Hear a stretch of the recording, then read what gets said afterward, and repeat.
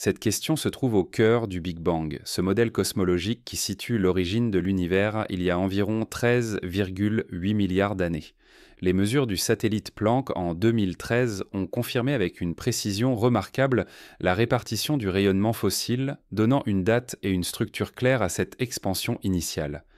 Pourtant, une énigme demeure. Si le temps, l'espace et la matière ont commencé avec le Big Bang, qu'y avait-il avant? Les lois de la relativité générale d'Einstein s'effondrent à la singularité initiale, là où la densité et la courbure de l'espace-temps tendent vers l'infini. Les équations n'offrent alors aucune réponse sur un état antérieur possible. Certains physiciens proposent que le mot «avant» n'ait pas de sens, car le temps lui-même a émergé lors de cette naissance cosmique. Mais d'autres explorent des pistes plus audacieuses, fondées sur des modèles quantiques et des observations récentes. Le télescope spatial James Webb, capable de capter la lumière émise seulement 300 millions d'années après le Big Bang, repousse les frontières de ce que nous pouvons observer directement. Sa résolution dévoile des galaxies bien plus massives et structurées qu'attendues, nourrissant l'idée que notre compréhension de ces premiers instants reste incomplète. À une échelle encore plus fine, la mécanique quantique suggère que le vide absolu n'est pas un néant parfait, mais un champ bouillonnant de particules virtuelles, apparaissant et disparaissant en un temps de Planck, soit 10 à la puissance moins 43 secondes.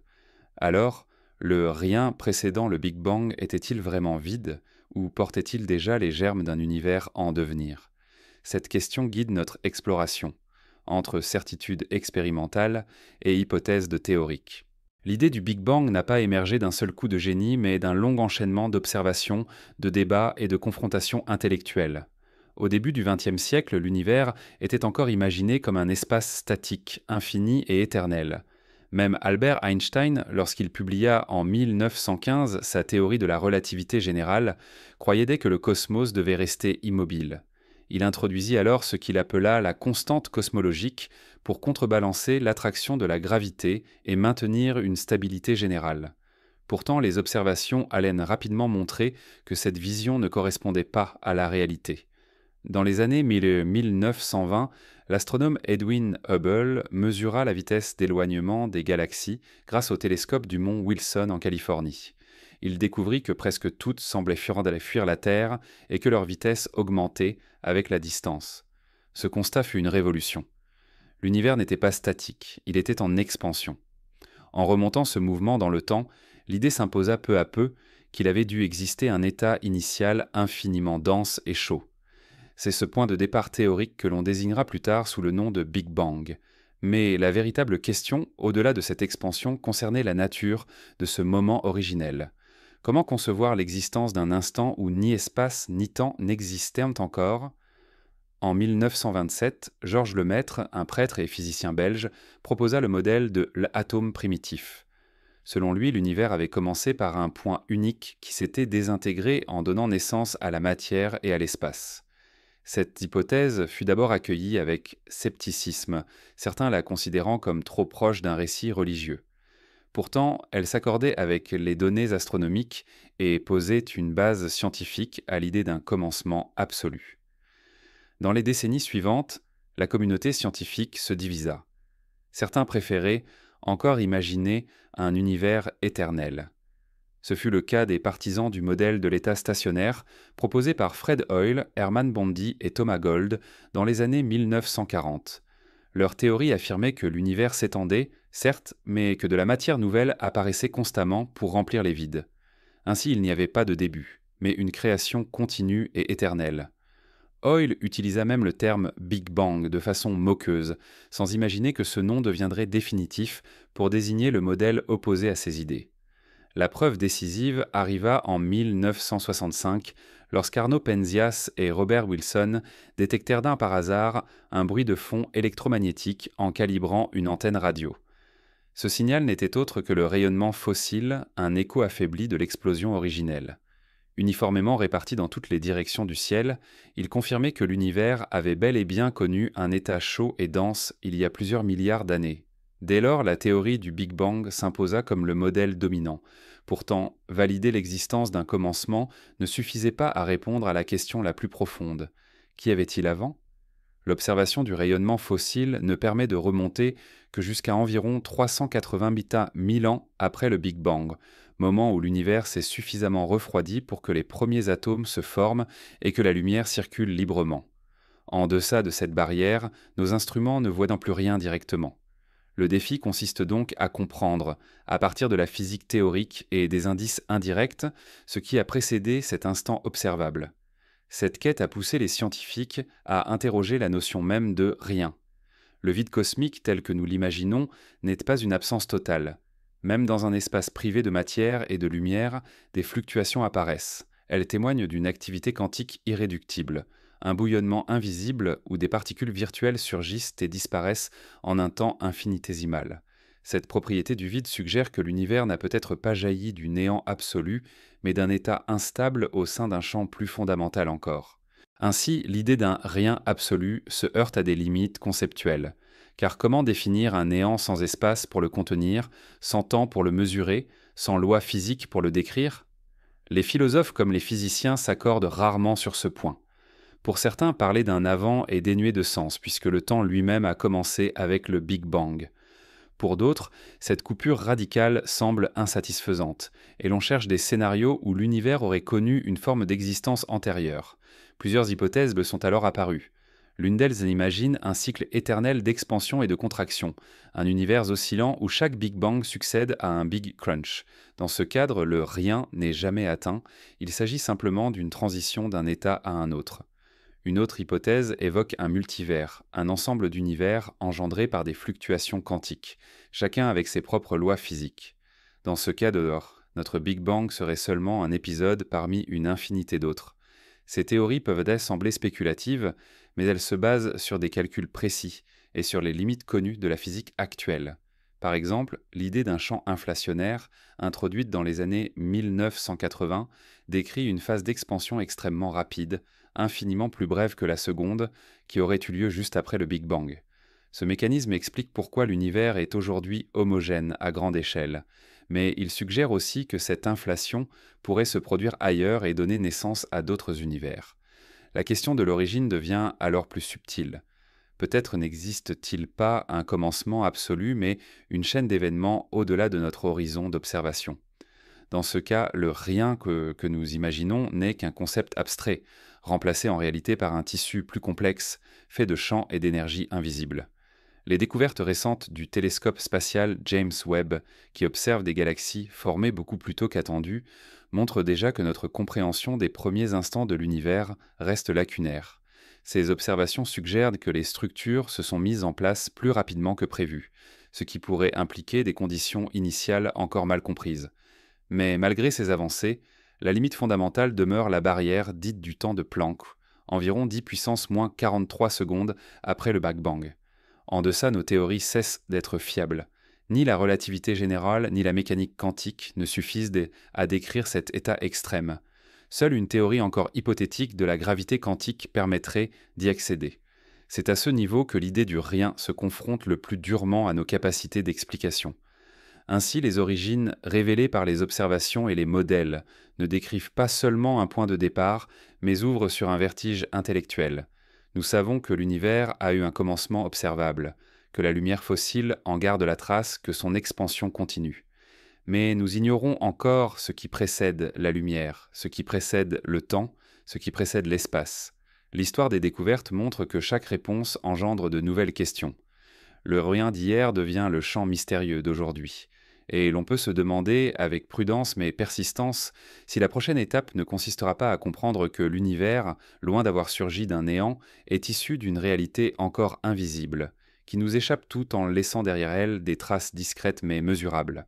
Lorsque l'on s'aventure au plus près des origines de l'univers, les indices ne se présentent pas sous la forme d'images claires ou de vestiges matériels tangibles. Ce sont plutôt des signaux discrets, souvent perdus dans le bruit ambiant du cosmos, qui se révèlent aux instruments les plus sensibles. Ces traces ne sont pas immédiatement compréhensibles. Elles se cachent dans des données chiffrées, des variations infimes d'intensité lumineuse ou des anomalies en écran dans les relevés de rayonnement. C'est dans ces signaux, parfois repérés par hasard, que l'on découvre les clés pour repenser ce que l'on croit savoir du Big Bang et de ce fameux rien supposé le précéder. Le rayonnement fossile découvert au milieu du siècle dernier en fut le premier exemple marquant. Ce fond diffus, uniforme mais traversé de micro-fluctuations, constitue une sorte de toile de fond universelle. Pendant longtemps, il fut perçu comme un simple écho, une preuve globale que l'univers avait bien jailli d'un état chaud et dense. Mais à mesure que les instruments se sont perfectionnés, on a commencé à discerner de minuscules différences dans la répartition de ce rayonnement. Ces irrégularités mandaient mesurées avec une précision croissante par les satellites COBE, WMAP et plus récemment Planck, révèlent des contrastes inférieurs à une partie pour 100 000. Elles sont essentielles car elles ont servi de germe à la formation de toutes les structures cosmiques actuelles. Sans elles, il n'y aurait jamais eu d'étoiles, de galaxies, ni de planètes. Mais elles sont aussi un signe que l'univers primitif n'était pas parfaitement homogène. Ces variations minuscules soulèvent une question fondamentale. D'où proviennent-elles ? Si le Big Bang a réellement marqué l'émergence de tout, qu'est-ce qui a imposé à ce jeune univers ces différences, aussi légères soient-elles ? Les chercheurs ont envisagé que ces fluctuations ne soient pas dues à des irrégularités initiales, mais à des effets plus profonds, liés au caractère instable du vide lui-même. Le vide quantique, tel qu'on le décrit aujourd'hui, n'est jamais parfaitement uniforme. Il présente des oscillations imprévisibles, qui auraient pu être amplifiées dans les premiers instants. Ainsi, les signaux que nous détectons aujourd'hui dans le rayonnement fossile seraient les empreintes des résiduels d'un chaos invisible, gravé dans la lumière de l'univers. Mais les signaux cachés ne se limiteront pas au rayonnement fossile. Dans les dernières décennies, les télescopes ont relevé des anomalies supplémentaires difficiles à concilier avec un modèle simple et linéaire de l'expansion. Certaines régions du ciel semblent légèrement plus froides ou plus chaudes que prévu. La fameuse tache froide, détectée par le satellite WMAP, puis confirmée par Planck, en est un exemple fascinant. Elle occupe une zone gigantesque du ciel, bien plus vaste que ce que les modèles standards peuvent justifier. Est-ce un artefact instrumental, une coïncidence statistique, ou bien l'indice d'un phénomène extérieur à notre univers observable ?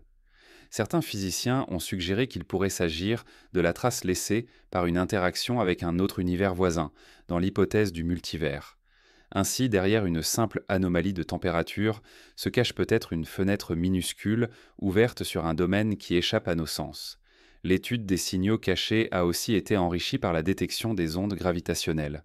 En 2015, l'interféromètre LIGO capta pour la première fois ces vibrations infimes de l'espace-temps, produite par la collision de trous noirs lointains.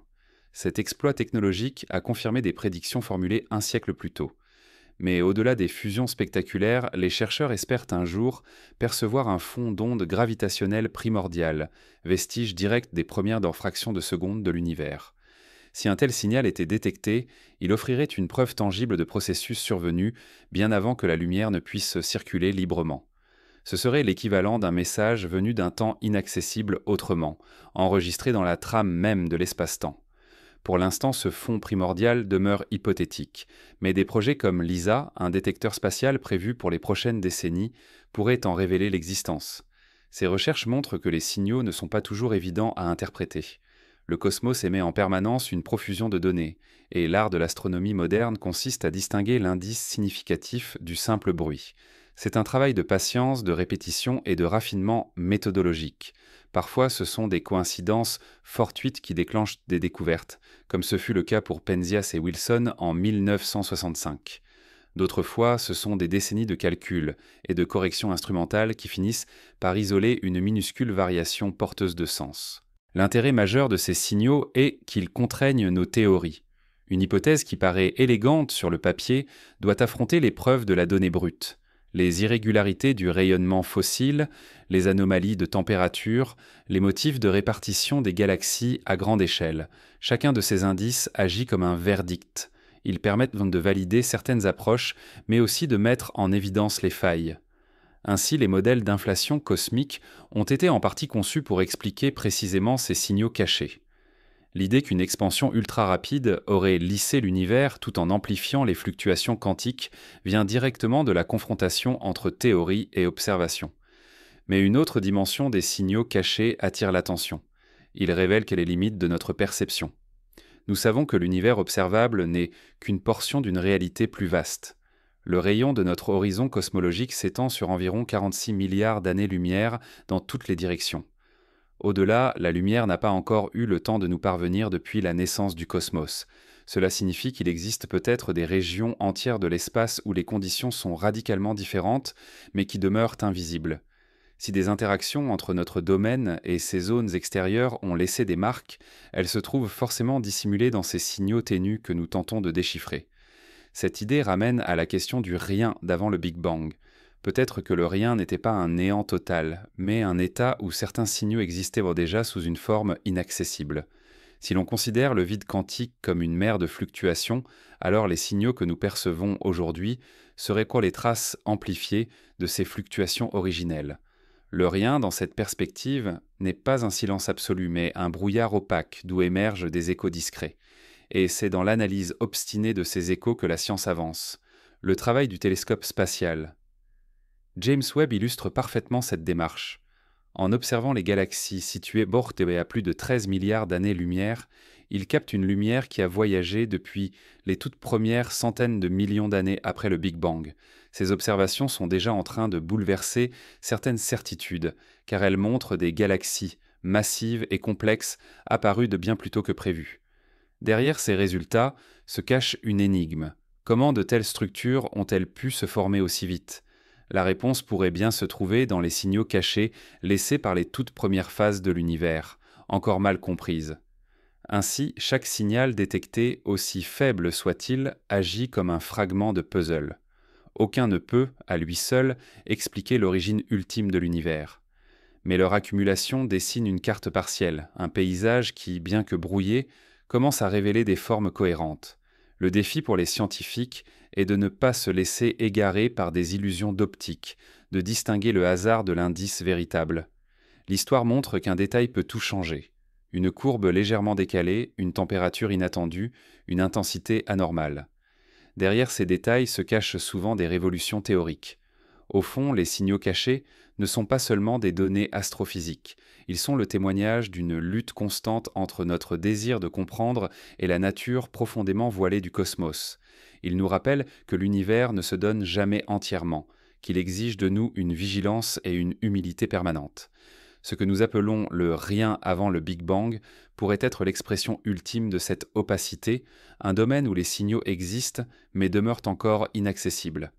Pourtant, l'histoire de la science montre aussi que ce qui est inaccessible aujourd'hui peut devenir mesurable demain. C'est cette promesse qui pousse chercheurs et ingénieurs à déployer des instruments toujours plus puissants, dans l'espoir qu'un jour, un signal caché se dévoile enfin et éclaire l'énigme de nos origines. Depuis que l'humanité a levé les yeux vers le ciel, la question de l'origine de l'univers l'accompagne comme une ombre persistante. Mais pour dépasser les mythes et les intuitions, il fallait un outil capable de scruter le lointain et de transformer la curiosité en savoir vérifiable. Le télescope a incarné cette révolution. Chaque progrès dans sa conception a repoussé un peu plus les limites de l'invisible, ouvrant de nouvelles fenêtres sur le passé cosmique. Cette course technologique n'a jamais cessé. Elle s'est accélérée à chaque fois que de nouveaux mystères surgissaient, chaque fois que les données remettaient en cause nos certitudes, chaque fois qu'un signal caché appelait une réponse plus précise. Tout commença par des instruments rudimentaires, comme ceux de Galilée au début du XVIIe siècle. Ces modestes lentilles ne pouvaient en percer les secrets de l'origine cosmique, mais elles transformèrent définitivement notre rapport au ciel. Galilée vit les lunes de Jupiter, les phases de Vénus, les reliefs de la Lune. Ces observations démontraient déjà que l'univers n'était pas immuable ni centré sur la Terre. L'idée d'un cosmos dynamique changeant se dessinait. Cette première étape allait marquer le point de départ d'une longue aventure technologique. Au fil des siècles, les télescopes gagnèrent en puissance. Des miroirs plus grands, des montures plus stables, des méthodes de polissage plus fines permirent d'accéder à des détails toujours plus subtils.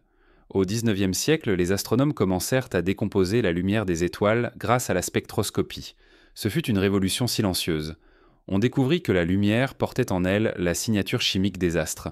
Désormais, il ne s'agissait plus seulement de voir, mais de lire comme un texte les messages inscrits dans les photons. L'univers devenait un laboratoire à ciel ouvert. Puis vint le XXe siècle et avec lui la nécessité d'élargir encore le champ d'observation. Les télescopes optiques avaient révélé des milliers de galaxies, Mais les astronomes soupçonnaient en tant qu'une grande partie du cosmos échappait à leur regard. Les radiotélescopes apparurent comme une réponse à ce défi. Après la Seconde Guerre mondiale, des antennes géantes furent orientées vers le ciel. Elles permirent de détecter des pulsars, des quasars et finalement le rayonnement fossile. Les ondes radio ouvrirent une dimension insoupçonnée, faite de signaux invisibles à l'œil mais porteurs d'informations fondamentales. Cette diversification des instruments fit entrer l'astronomie dans une nouvelle ère. L'espace ne devait plus être étudié uniquement à travers la lumière visible, mais à travers l'ensemble du spectre électromagnétique. Les télescopes infrarouges révélèrent sur les nuages de poussière où naissent les étoiles. Les télescopes ultraviolets et en rayons X montrèrent dans des phénomènes violents, comme les explosions stellaires et les trous noirs actifs. Chaque domaine spectral complétait le puzzle, chaque instrument offrait un regard partiel mais indispensable. L'essor des télescopes spatiaux constitua une étape décisive dans cette course. Depuis le sol terrestre, l'atmosphère brouille et absorbe une partie des signaux. Les mettre en orbite, c'était s'affranchir de cette barrière. Le lancement du télescope spatial Hubble en 1990 symbolisa cette ambition. En orbite à environ 600 km de la Terre, Hubble pouvait observer sans interférence avec une netteté inégalée. Ces images spectaculaires, comme le champ profond où apparaissent des milliers de galaxies dans une parcelle minuscule du ciel, changèrent notre perception. Hubble offrit non seulement des données précises, mais aussi une vision collective, presque culturelle, de l'immensité du cosmos. La compétition technologique s'intensifia. Chaque nation voulait participer à cette exploration. Les Européens, les Américains, les Japonais, puis les Chinois développèrent leurs propres observatoires spatiaux. Les collaborations internationales devinrent incontournables, tant les coûts et la complexité des projets étaient élevés. Cette coopération reflétait l'universalité des questions posées. Aucun pays ne pouvait prétendre à lui seul déchiffrer l'origine de l'univers. La mise en service du télescope spatial James Webb en 2021 marqua un tournant. Conçu comme l'héritier de Hubble, il n'était pas seulement plus puissant, il représentait un changement de paradigme.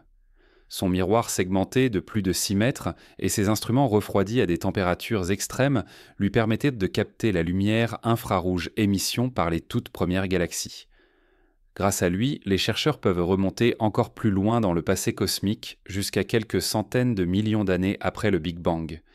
Les premières images ont déjà révélé des galaxies, plus massives et plus ordonnées que prévu, ce qui oblige à revoir certaines hypothèses sur la vitesse de formation des structures. Chaque cliché de Webb est une pièce supplémentaire dans le dossier de l'origine et parfois une contradiction directe avec les modèles établis. Cette course au télescope n'est pas seulement une compétition scientifique, elle reflète aussi une quête philosophique.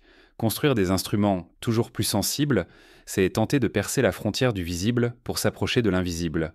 Or, l'invisible qui intéresse les cosmologistes, c'est précisément ce qui se trouve au seuil du Big Bang. Les télescopes ne peuvent pas franchir cette barrière, mais ils peuvent l'approcher au plus près en décryptant les signaux indirects laissés dans le rayonnement fossile, dans la répartition des galaxies ou dans les traces d'ondes gravitationnelles. Derrière la dimension technique, il y a aussi une histoire humaine. Des générations d'ingénieurs, de chercheurs et de techniciens consacrent leur vie à concevoir, construire et calibrer ces instruments. Chaque télescope est le fruit de compromis délicats entre ambition et faisabilité, entre précision et coût. Les retards, les échecs et les réparations en orbite, comme ce fut le cas pour Hubble, témoignent de la fragilité de cette aventure. Mais ils révèlent aussi la détermination collective à poursuivre l'exploration malgré les obstacles. La Terre elle-même continue d'accueillir des télescopes de plus en plus impressionnants. Dans les déserts du Chili, loin de toute pollution lumineuse, se dressent des instruments aux miroirs géants comme ceux du Very Large Telescope ou de l'observatoire ALMA. Ces sites, choisis pour leur ciel clair et stable, permettent de capter des signaux d'une finesse exceptionnelle. Les projets encore en construction, comme l'Extremely Large Telescope, promettant des performances inédites. Ces instruments terrestres et spatiaux, en se complétant, constituent une armée scientifique tournée vers l'exploration des origines. La course au télescope ne se limite pas à accumuler des données. Elle pousse aussi la pensée scientifique à évoluer. Chaque fois qu'un instrument révèle un détail inattendu, il force les théoriciens à revoir leurs équations, à imaginer de nouvelles hypothèses, à inventer d'autres manières de concevoir le rien d'avant le Big Bang.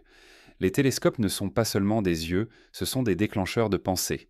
Ils obligent à confronter les spéculations aux preuves. Ils rappellent quant que l'univers n'a pas d'obligation de correspondre à nos idées préconçues.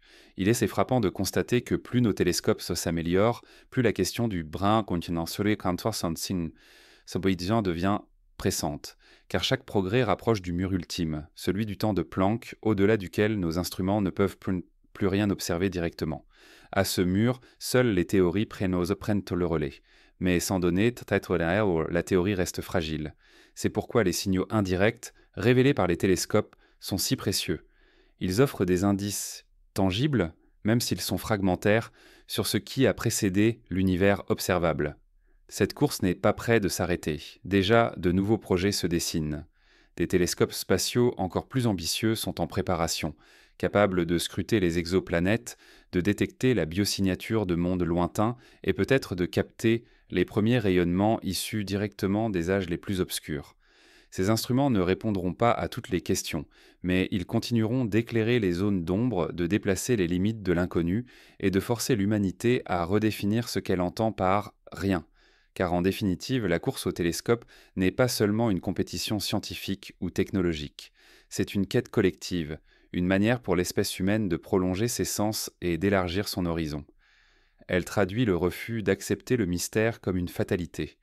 Elle exprime la conviction profonde que, derrière chaque signal, derrière chaque anomalie, se cache une vérité accessible, pour peu que l'on invente l'instrument capable de la dévoiler. Et tant que cette conviction persistera, la course se poursuivra, inexorable, vers des horizons toujours plus lointains. L'univers observable, lorsqu'on le contemple à travers des télescopes de plus en plus puissants, ne se comporte pas toujours comme les équations le laissaient attendre. Des galaxies tournent trop vite pour la quantité de matière visible qu'elles contiennent. Des amas entiers semblent maintenus par une gravité invisible. Même l'expansion générale du cosmos, que l'on croyait bien comprise, révèle des vitesses contradictoires selon la méthode employée pour les mesurer. Ces mouvements insolites ne sont pas de simples anomalies secondaires, mais des indices cruciaux qui remettent en cause notre compréhension de la matière, de l'énergie et peut-être même des lois fondamentales. Le premier mystère de ce genre surgit lorsque les astronomes se sont penchés sur la rotation des galaxies en spirale. Dans un système stellaire classique, comme celui de notre Soleil, les planètes les plus éloignées tournent plus lentement, car l'attraction gravitationnelle décroît avec la distance. En transposant cette logique à une galaxie, on s'attendait à ce que les étoiles situées dans les bras externes effectuent leur révolution à une vitesse plus faible que celle proche du centre. Mais les mesures ont montré tout autre chose. Les courbes de rotation restaient presque plates, signifiant que les étoiles périphériques se déplaçaient aussi vite que celles du cœur galactique. Un tel comportement ne pouvait s'expliquer qu'à une condition. Il devait exister une masse cachée, invisible, exerçant une gravité supplémentaire. C'est ainsi que naquit la notion de matière noire. La matière noire ne se manifeste ni par la lumière, ni par aucune forme de rayonnement électromagnétique. Elle se trahit uniquement par ses effets gravitationnels. Aujourd'hui, on estime qu'elle représente environ 4 à 5 fois plus de masse que la matière ordinaire. Pourtant, aucun instrument n'a encore réussi à la détecter directement. Ce paradoxe illustre parfaitement la nature des mouvements insolites. Ils révèlent une présence, mais une présence qui échappe à nos sens. Ils transforment le vide apparent en un terrain de force caché. La question du rien avant le Big Bang prend ici une dimension nouvelle. Si l'essentiel de la masse de l'univers est invisible, peut-être que l'état initial contenait déjà ce tissu secret, indétectable mais déterminant. Les anomalies en quantité ne concernent pas seulement les galaxies individuelles. À l'échelle des amas de galaxies, d'autres incohérences s'apparaissent. Les vitesses observées dans ces immenses structures dépassent ce que la matière visible pourrait maintenir. De plus, l'effet de lentilles gravitationnelles, qui déforment la lumière des objets lointains en traversant ces amas, confirme que la masse totale est bien supérieure à ce que l'on voit. Encore une fois, une substance invisible est invoquée pour expliquer ces mouvements insolites. L'univers semble rempli de fantômes de masse, des halos invisibles qui guident la danse cosmique. À ces mystères s'ajoute celui de l'expansion accélérée de l'univers. Dans les années 1990, 2 équipes indépendantes observèrent des supernovas lointaines, ces explosions d'étoiles qui servent de balises lumineuses. Leurs mesures indiquèrent que l'expansion du cosmos ne ralentissait pas, comme on l'attendait, mais qu'elle s'accélérait. Cette découverte stupéfiante impliquait l'existence d'une forme d'énergie inconnue, baptisée énergie sombre. Si elle existe bien, elle représenterait environ 70% du contenu total de l'univers. Mais comme la matière noire, elle échappe à toute détection directe. Elle n'interagit pas avec la matière ordinaire autrement que par son influence sur la dynamique globale. Là encore, ce que l'on perçoit comme un mouvement insolite devient la signature d'un domaine caché. Ces constatations mettent en évidence une réalité troublante. Tout ce que nous considérons comme tangible, étoiles, planètes, gaz, poussière, ne constitue qu'une faible fraction de l'univers. Le reste, soit environ 95%, demeure invisible et incompris. La majorité de ce qui existe se manifeste uniquement par des mouvements étranges, par des vitesses d'inattendues, par des accélérations inexpliquées. Cette prise de conscience redéfinit la notion de vide. Le cosmos n'est pas un espace vide parsemé de quelques galaxies. Il est au contraire saturé d'influences invisibles, dont les effets deviennent perceptibles seulement lorsqu'ils modifient la trajectoire de la matière visible. Ces mouvements insolites posent un défi conceptuel. Doit-on les expliquer par des substances nouvelles, matière noire, énergie sombre, ou par une révision plus profonde de nos lois de la gravité ? Certains chercheurs proposent que les équations actuelles ne soient qu'une approximation valable dans certaines conditions, mais qu'elles s'effondrent à d'autres échelles. D'après ces hypothèses alternatives, les trajectoires galactiques ne seraient pas dues à une masse invisible, mais à une gravité modifiée. Si tel était le cas, le mystère se déplacerait. Le rien avant le Big Bang ne serait pas rempli d'entités cachées, mais de lois différentes dont nous n'apercevons aujourd'hui que des fragments. L'interprétation de ces mouvements insolites reste donc ouverte. Pourtant, elle s'appuie sur des faits mesurables et répétables. Ce ne sont pas des illusions ni des artefacts instrumentaux. Des dizaines d'équipes à travers le monde observent les mêmes comportements et les confirment. Cela confère à ces anomalies une solidité indéniable. Ce sont des indices incontournables qui forcent à élargir notre vision. Elles montrent que ce que nous appelons la réalité visible n'est qu'une surface. Derrière cette surface, quelque chose d'autre agit. Les implications sont vertigineuses. Si la matière noire et l'énergie sombre existent vraiment, elles doivent avoir joué un rôle décisif dans les premiers instants de l'univers. Elles auraient guidé la formation des structures, influencé l'évolution de l'expansion, peut-être même conditionné l'émergence de la matière ordinaire. Dans cette perspective, le Big Bang n'aurait pas créé un vide parfait d'où surgit la matière visible, mais un état déjà imprégné de composantes invisibles. Le rien serait alors un concept trompeur. Ce que nous croyons vide serait en réalité saturé de force et d'énergie que nous ne savons pas encore décrire. L'observation des mouvements insolites a aussi un effet secondaire fascinant. Elle transforme notre compréhension du temps. Car si l'expansion de l'univers accélère, cela signifie que son avenir sera très différent de ce que l'on imaginait autrefois. Au lieu de ralentir vers un équilibre, il pourrait s'étendre indéfiniment, étirant l'espace jusqu'à un horizon infranchissable. Les galaxies lointaines disparaîtront peu à peu de notre champ de vision, emportées par une expansion plus rapide que la lumière elle-même. Les mouvements insolites que nous détectons aujourd'hui annoncent donc une évolution irréversible, une métamorphose du cosmos qui affectera le destin de tout ce qui existe. Ces perspectives donnent une épaisseur nouvelle au concept de néant. Si l'univers continue de s'étendre ainsi, il pourrait finir par ressembler à un immense désert, vidé de toute interaction visible. Pourtant, derrière cette apparente vacuité, les forces invisibles seraient toujours présentes, même si nous ne pourrions plus les mesurer. L'histoire des mouvements insolites nous enseigne que l'absence d'apparence ne signifie pas absence de réalité. Le néant, tel que nous l'imaginons, n'était jamais pur. Il est toujours travaillé par des dynamiques que l'on finit, tôt ou tard, par détecter. Dans ce contexte, la quête scientifique n'est pas seulement une recherche de matière ou d'énergie, mais une tentative de comprendre le langage subtil des mouvements. Chaque trajectoire anormale, chaque vitesse incohérente, chaque déviation infime agit comme une phrase écrite par l'univers. Nous ne comprenons pas encore entièrement cette langue, mais nous savons qu'elle raconte une histoire qui précède notre compréhension actuelle. Une histoire où le vide apparent n'est jamais simple, où le rien n'existe pas vraiment, où chaque silence cosmique cache un mouvement. Ainsi, les mouvements insolites ne sont pas de simples curiosités astronomiques. Ils sont la manifestation concrète de notre ignorance. Ils rappellent que l'univers, dans sa majorité, demeure voilé. Ils nous forcent à admettre que nous ne percevons qu'une fraction de la réalité, et ils ouvrent la voie à une réflexion plus profonde.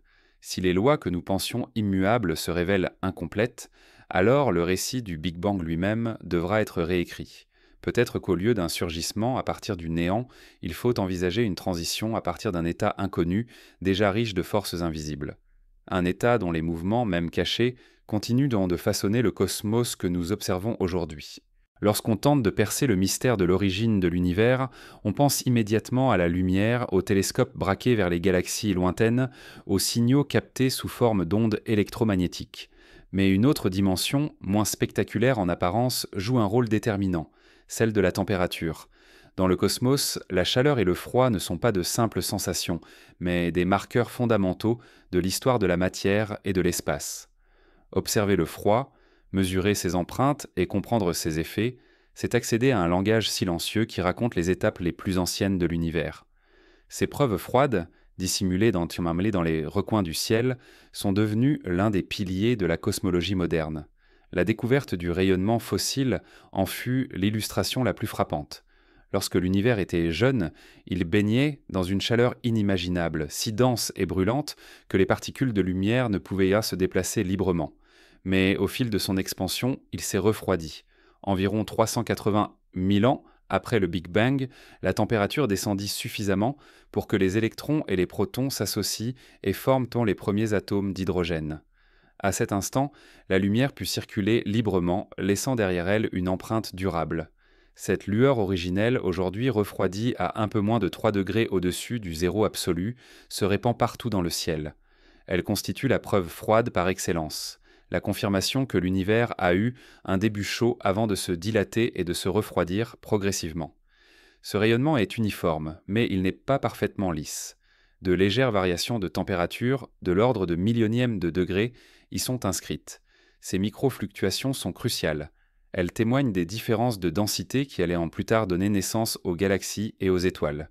Les satellites COBE, WMAP puis Planck ont mesuré ces variations avec une précision extraordinaire, transformant le ciel en une carte thermique de l'univers primordial.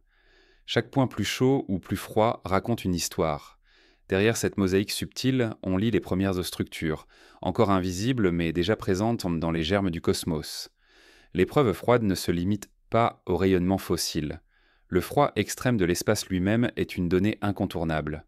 Entre les galaxies, loin de toute source de chaleur, la température de l'espace intergalactique descend à quelques degrés au-dessus du zéro absolu.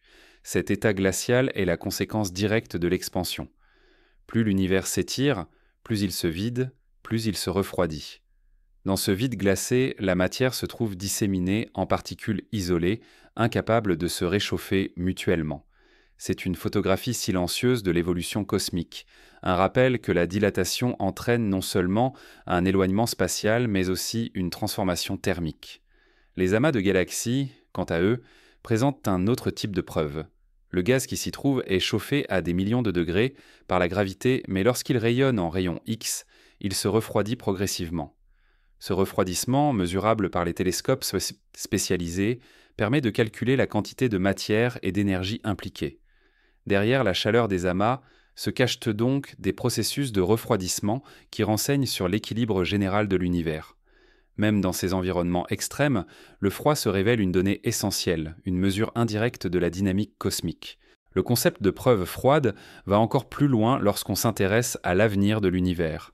Si l'expansion accélérée se poursuit, le cosmos deviendra de plus en plus vide et froid. Les étoiles finiront par s'éteindre, les galaxies par s'éloigner au-delà de tout horizon observable. À très long terme, l'univers pourrait atteindre un état de mort thermique, où toute énergie utilisable serait dissipée. Cette perspective, issue de calculs thermodynamiques, repose sur une observation simple: tout système isolé tend vers un équilibre où la chaleur se répartit uniformément. Dans ce futur, le froid absolu ne serait jamais atteint, mais l'absence de contraste thermique signifierait la fin de toute complexité. Le néant auquel on pense en parlant d'un avant-Big Bang pourrait se refléter dans cet horizon ultime, un état où rien ne se produit plus car il n'existe plus de différence à exploiter.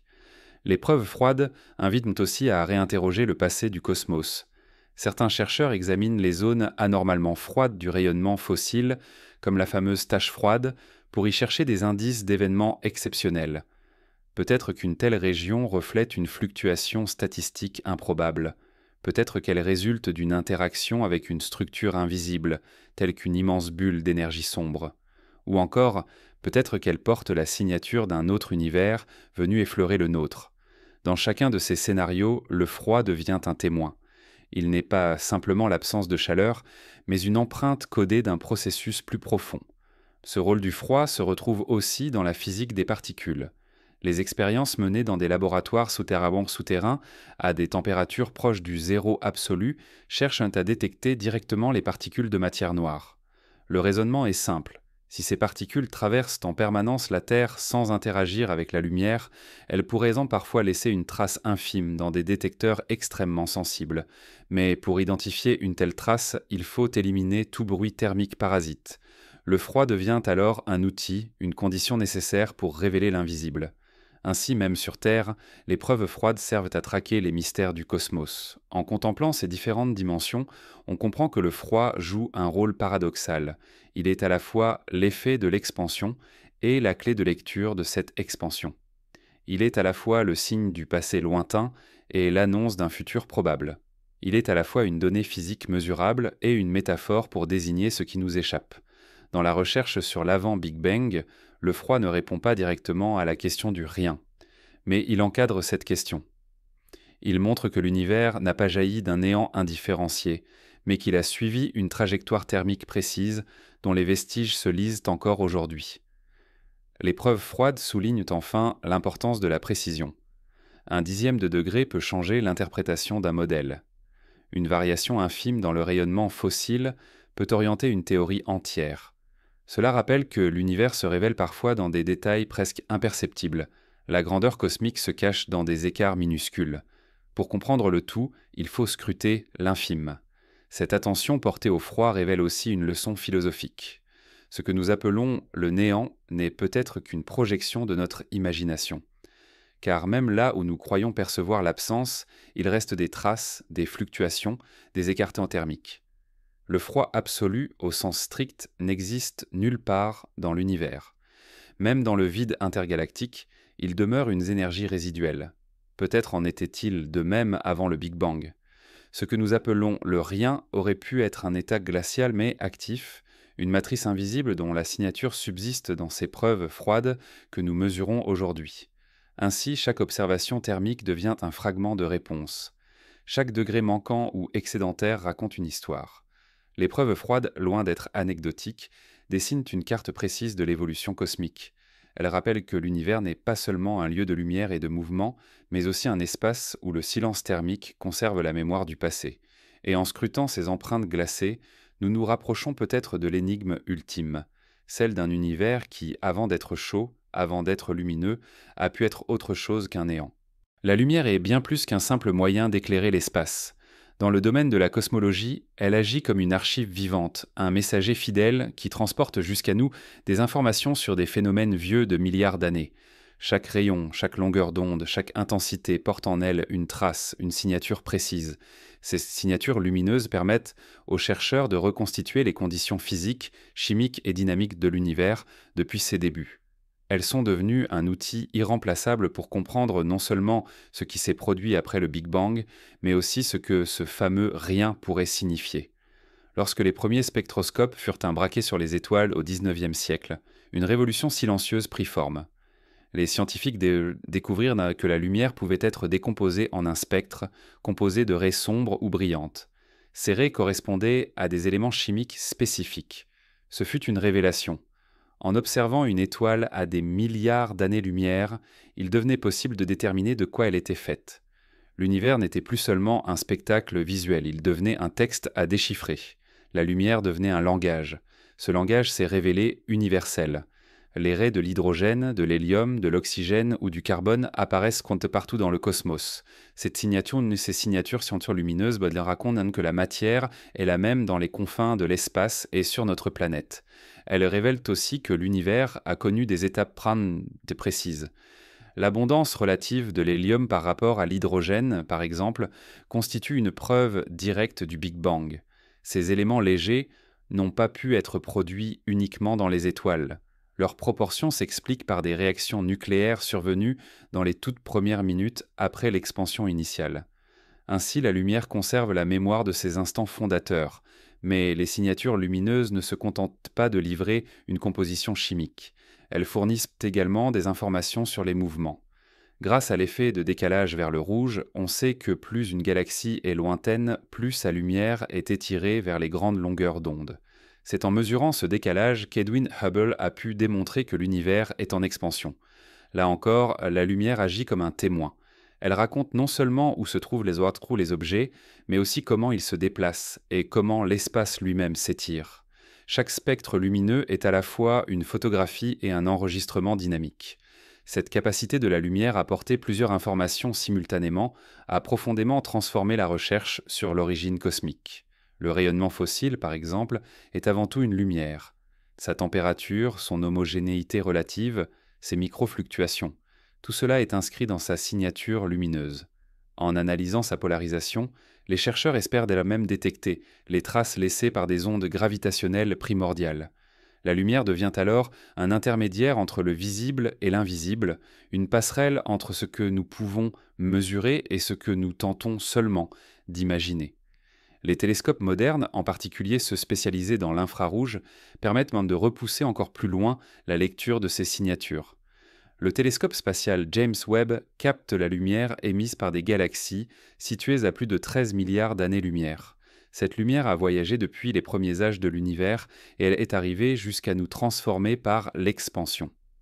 En la décomposant, les chercheurs peuvent évaluer non seulement la composition chimique de ces galaxies, mais aussi leur âge, leur masse et leur rythme de formation stellaire. Or, les premières données ont révélé des galaxies beaucoup plus grandes et plus complexes qu'attendues. Ces signatures lumineuses remettent en cause nos modèles, comme si elles nous disaient « l'univers primitif ne ressemblait pas tout à fait à ce que vous pensiez ».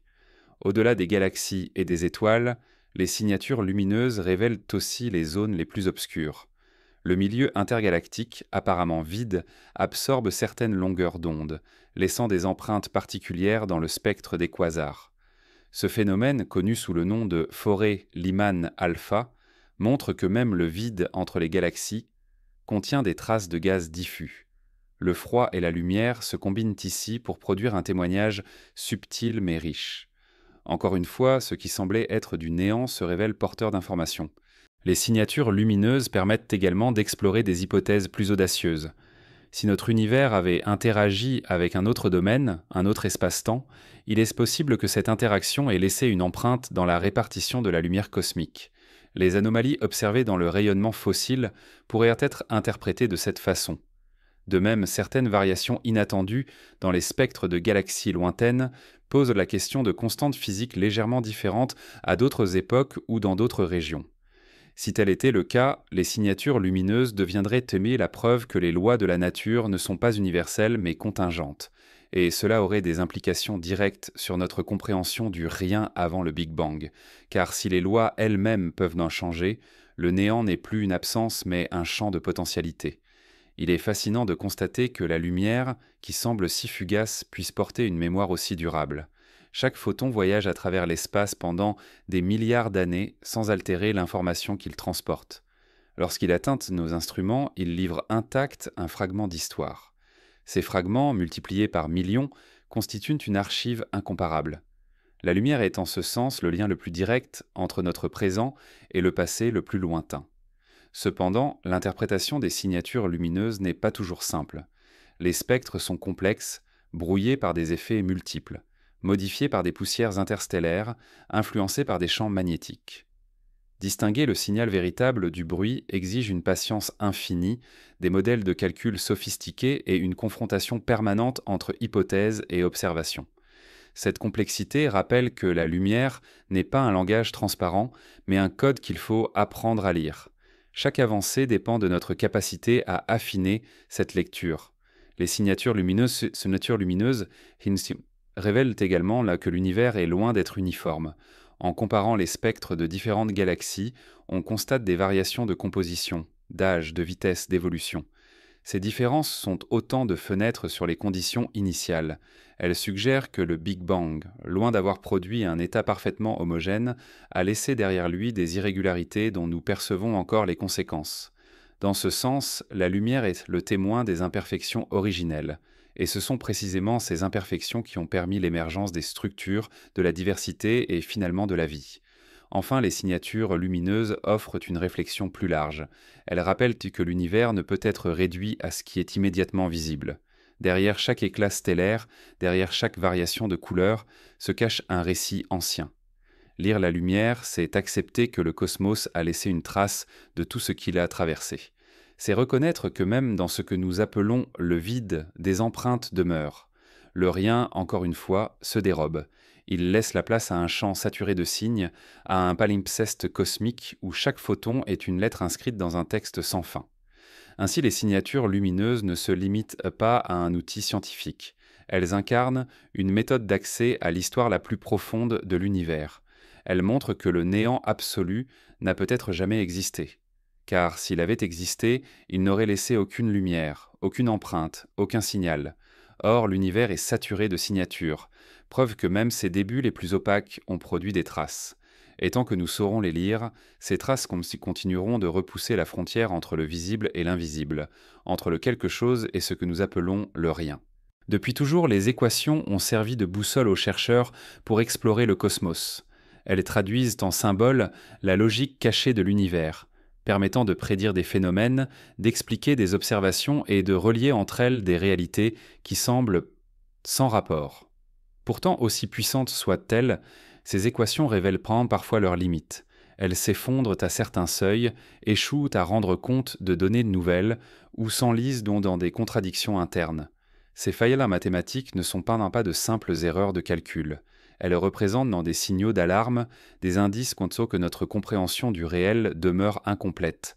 Elles ouvrent une brèche où s'engouffre la question la plus dérangeante. Que se passe-t-il lorsque les lois elles-mêmes cessent de fonctionner ? L'exemple le plus marquant est celui du Big Bang lui-même. En extrapolant les équations de la relativité générale d'Einstein, on parvient à remonter le temps jusqu'à une singularité initiale. Mais cette singularité n'est pas un état physique au sens ordinaire.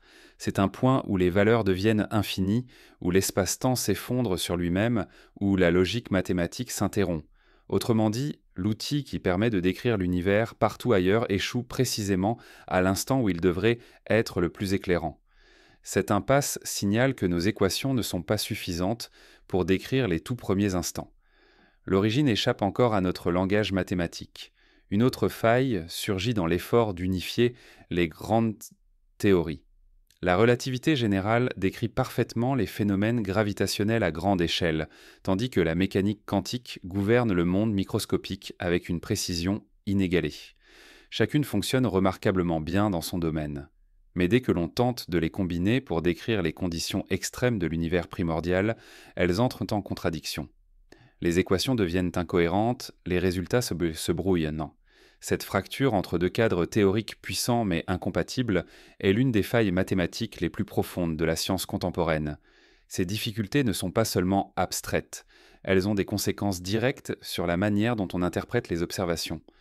Par exemple, la question de la matière noire et de l'énergie sombre que nous avons évoquée peut être vue comme un symptôme d'une faille.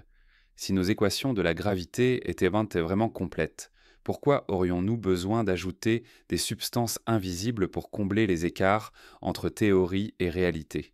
Peut-être que la matière noire et l'énergie sombre existent réellement, mais peut-être qu'elles sont le signe que nos équations doivent être corrigées en profondeur. Là encore, le langage mathématique montre ses fissures. Les failles apparaissent aussi lorsqu'on confronte les mesures de l'expansion de l'univers. Différentes méthodes donnent des résultats légèrement différents sur le rythme de cette expansion. Cette divergence, connue sous le nom de tension de Hubble, persiste malgré des instruments de plus en plus précis.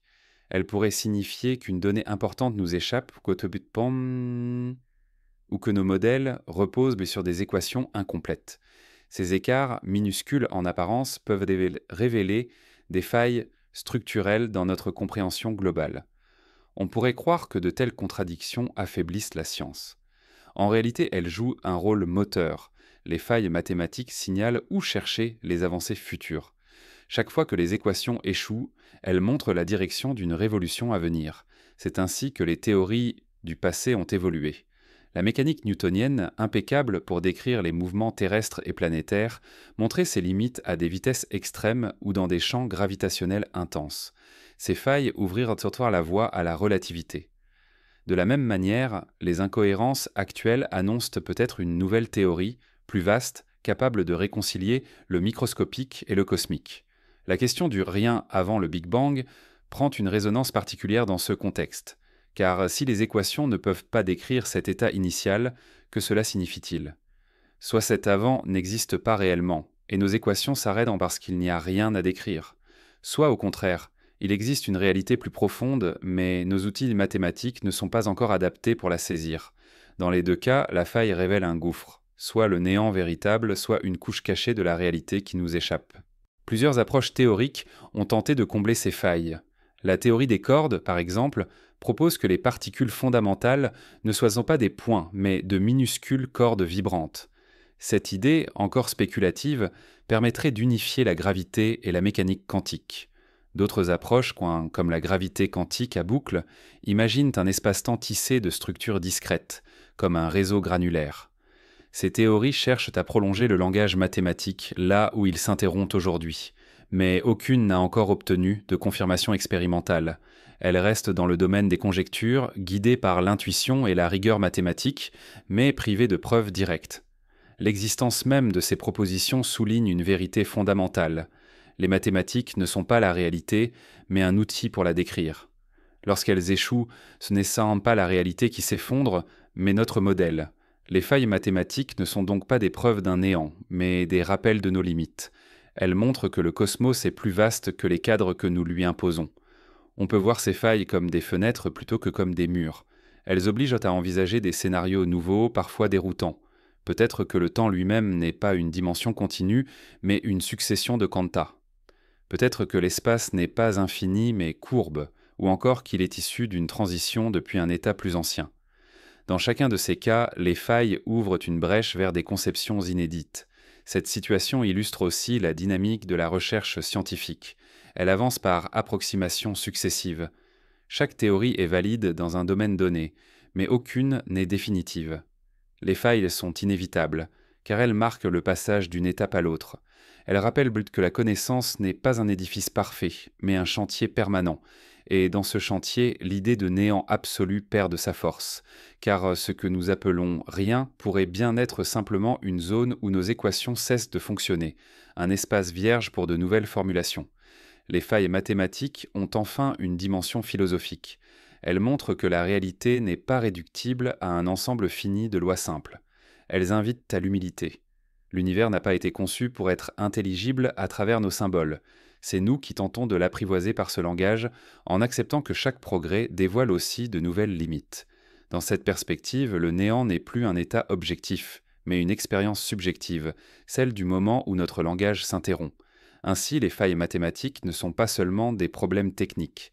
Elles incarnent l'endroit même où la question de l'avant-Big Bang devient la plus pressante. Elles révèlent que l'origine de l'univers se situe à la frontière de nos connaissances, et elles laissent ouverte une interrogation vertigineuse. Derrière l'échec de nos équations, que se cache-t-il vraiment? Le silence d'un néant total ou bien d'un ordre encore inconnu dont nous n'apercevons aujourd'hui que les contours imprécis? Lorsque l'on explore les mystères de l'origine cosmique et la question de ce fameux « rien » supposé précéder le Big Bang, il est tentant de croire que nous vivons une époque unique, placée au seuil d'une révélation sans précédent. Pourtant, l'histoire des sciences nous enseigne une leçon différente. À maintes reprises, les hommes ont cru atteindre les limites ultimes de la connaissance et à chaque fois, de nouveaux horizons se sont ouverts. Tracer des parallèles historiques permet de relativiser nos certitudes et d'éclairer les défis actuels d'une lumière plus nuancée. L'Antiquité offre déjà un premier parallèle. Les philosophes grecs, tels que Parménide, Démocrite ou Aristote, s'interrogeaient sans tolérer sur la nature du vide. Pour Parménide, le néant ne pouvait pas exister, puisque penser le rien revenait déjà à lui donner une forme d'existence. Démocrite, lui, introduisit la notion d'atome évoluant dans le vide infini. Quant à Aristote, en John Mitch, il rejeta l'idée d'un vide absolu, considérant que la nature avait horreur du vide. Ces débats, bien qu'anciens, résonnent étrangement avec nos discussions actuelles. Aujourd'hui encore, nous nous demandons si le néant est concevable, si l'univers est né d'un vide quantique ou s'il a toujours existé sous une autre forme. La question demeure la même, seules les formulations ont changé. Au Moyen Âge, le problème prit une coloration théologique. Le concept de création ex nihilo, la création à partir du rien, devint central dans la pensée religieuse. Pour les théologiens, affirmer que l'univers avait été créé à partir de rien par une volonté divine répondait à une exigence de cohérence avec la toute-puissance de Dieu. Là encore, on retrouve un parallèle avec la science contemporaine. Bien que débarrassée de la dimension religieuse, l'idée que l'univers a surgi d'un état où il n'y avait rien reprend ce même défi conceptuel. Comment concevoir une origine sans substrat préalable? La différence réside dans les moyens. Jadis, on invoquait la foi. Aujourd'hui, on s'appuie sur l'observation et la théorie. Mais la difficulté intellectuelle demeure semblable. L'époque moderne, avec la révolution scientifique, offre d'autres parallèles instructifs. Au XVIIe siècle, l'univers newtonien s'imposa comme un système ordonné, régi par des lois universelles. On crut alors avoir trouvé la clé définitive de la mécanique céleste. Les trajectoires des planètes, les marées, la chute des corps, tout semblait explicable par les lois de Newton. Pourtant, au XIXe siècle, des anomalies apparurent, comme le mouvement du périhélie de Mercure, qui ne correspondait pas aux calculs. Pendant longtemps, les astronomes cherchèrent des explications en ajoutant des hypothèses, comme l'existence d'une planète inconnue. Ce n'est qu'avec Einstein et la relativité générale que le mystère fut résolu. Ce parallèle montre que, face à une faille, l'on peut persister dans de fausses pistes avant de franchir un cap théorique radical. De la même manière, nos concepts actuels de matière noire ou d'énergie sombre pourraient un jour être remplacés par une vision entièrement nouvelle. Un autre parallèle frappant peut être tracé avec la découverte de l'électricité et du magnétisme. Pendant des siècles, ces phénomènes furent considérés comme mystérieux, presque surnaturels. Les étincelles observées lors d'expériences semblaient inexplicables. Peu à peu, grâce à des figures comme Faraday et Maxwell, un langage mathématique cohérent fut construit. Ce qui apparaissait comme des anomalies devint un champ de connaissances structuré. Aujourd'hui, nous vivons une situation similaire avec les fluctuations quantiques du vide. Elles semblent étranges, mais il est possible qu'un jour elles soient intégrées dans une théorie plus vaste et plus claire. L'histoire de la médecine fournit aussi un parallèle intéressant. Pendant des millénaires, les maladies furent attribuées à des déséquilibres d'humeur, à des influences surnaturelles ou à des miasmes invisibles. Ce n'était qu'avec l'invention du microscope et la découverte des germes que la cause réelle fut identifiée. Ce passage d'une explication floue à une explication fondée sur l'observation directe rappelle notre quête actuelle. Peut-être que ce que nous appelons aujourd'hui le rien est simplement un domaine dont nous n'avons pas encore construit l'instrument adapté pour le percevoir. Un autre exemple marquant est celui de la découverte des continents. Pendant des siècles, les cartes du monde étaient incomplètes. Les océans recelaient des terres inconnues. Les explorateurs partaient avec des hypothèses vagues, souvent erronées, et revenaient avec des preuves tangibles qui bouleversaient la vision du monde. Le Big Bang et la question de l'avant relèvent du même processus. Nous avançons avec des cartes théoriques encore incomplètes, guidées par quelques indices, mais ce que nous découvrirons peut bouleverser notre représentation de la réalité tout entière. L'histoire des sciences nous enseigne aussi que chaque fois qu'on a cru atteindre une explication finale, une nouvelle couche d'inconnu est apparue. Au XIXe siècle, certains physiciens pensaient en tête que la mécanique classique décrivait déjà tout ce qui pouvait être décrit. Quelques décennies plus tard, la mécanique quantique et la relativité vinrent contredire cette illusion. Aujourd'hui, certains affirment que nous approchons d'une théorie du tout, mais l'histoire incite à la prudence. Peut-être que l'avant-Big Bang ouvrira encore une autre ère scientifique, imprévisible pour nous comme la relativité l'était pour les savants du XIXe siècle. Ces parallèles historiques permettent de tirer une conclusion. Le rien n'est jamais resté le même concept au fil des époques. Tantôt il était rejeté comme inconcevable, tantôt il était invoqué comme dogme religieux, tantôt il s'est transformé en vide newtonien, puis en vide quantique. Chaque époque a projeté sur ce mot ses propres limites. Il est probable que notre définition actuelle sera un jour dépassée, remplacée par une conception encore plus nuancée. Enfin, l'histoire montre que les grandes percées naissent souvent des anomalies. Lorsque les observations résistent obstinément au modèle, cela annonce généralement une révolution. Les failles mathématiques, les mouvements insolites, les signaux cachés, tous ces indices ressemblent aux anomalies du passé. Ils sont peut-être les germes d'une nouvelle vision qui redéfinira notre rapport au cosmos. Ainsi, les parallèles historiques ne servent pas seulement à rappeler que nous ne sommes pas les premiers à nous confronter à l'énigme du vide. Ils rappellent surtout que chaque époque a cru comprendre, et que chaque époque a été obligée de réviser ses certitudes. Ce que nous appelons aujourd'hui le rien pourrait n'être qu'une étape de plus dans cette longue tradition. Et si l'histoire se répète, ce néant apparent pourrait bien devenir, demain, une réalité riche et structurée, révélée par des outils et des théories que nous ne possédons pas encore. Tracer une carte a toujours été l'un des gestes les plus fondamentaux de l'humanité. C'est une manière de domestiquer l'inconnu, de donner forme à ce qui échappe, de transformer un espace mystérieux en un territoire compréhensible. Mais lorsqu'il s'agit de l'univers, cette ambition prend une dimension vertigineuse. Comment représenter quelque chose d'aussi immense, d'aussi changeant, d'aussi difficile à observer? Pourtant, depuis plusieurs décennies, les scientifiques se sont lancés dans cette entreprise, dresser des cartes profondes du cosmos. Ces relevés ne se contentent pas d'indiquer des positions d'étoiles ou de galaxies. Ils dessinent les structures à grande échelle, révèlent des motifs insoupçonnés et offrent une fenêtre sur les conditions initiales qui ont façonné tout ce que nous voyons aujourd'hui. Au départ, les cartes du ciel se limitaient à des catalogues d'étoiles. Les astronomes notaient avec patience la position des astres visibles à l'œil nu, puis avec les premiers télescopes. Mais à mesure que la puissance des instruments augmentait, il devint clair que ces étoiles n'étaient qu'une fraction infime du tableau global. Derrière elles se dissimulaient des nébuleuses, puis des galaxies entières. La vision du ciel changea radicalement. Il ne s'agissait plus d'un dôme parsemé de lumière, mais d'un espace en 3 dimensions, rempli de structures gigantesques et complexes. Les cartes profondes modernes ne se contentent de plus de localiser. Elles mesurent aussi les distances, les vitesses et les propriétés lumineuses. Grâce à ces données, les chercheurs peuvent se construire une véritable cartographie en profondeur. Ce n'est plus seulement une surface étoilée, mais un volume immense qui se dessine, où chaque galaxie est une coordonnée dans l'espace et dans le temps.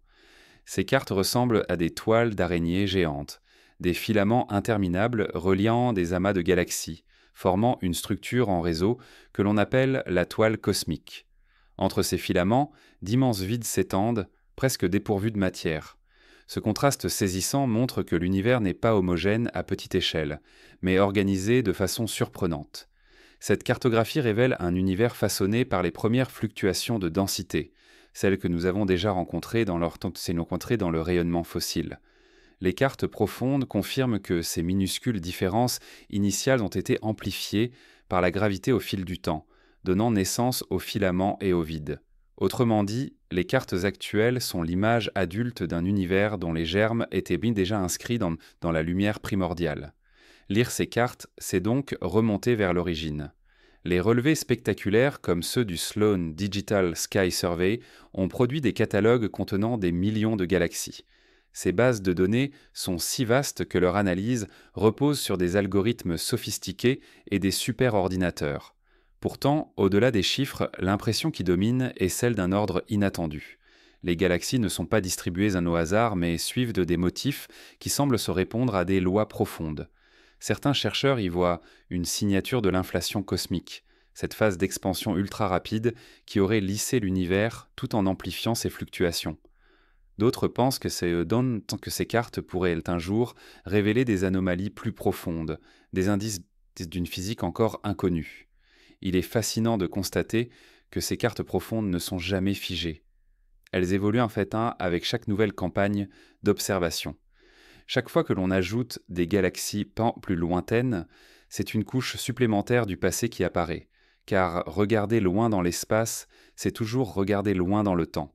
Les galaxies, normalement situées à des milliards d'années-lumière, sont vues telles qu'elles étaient au moment où leur lumière a commencé son voyage.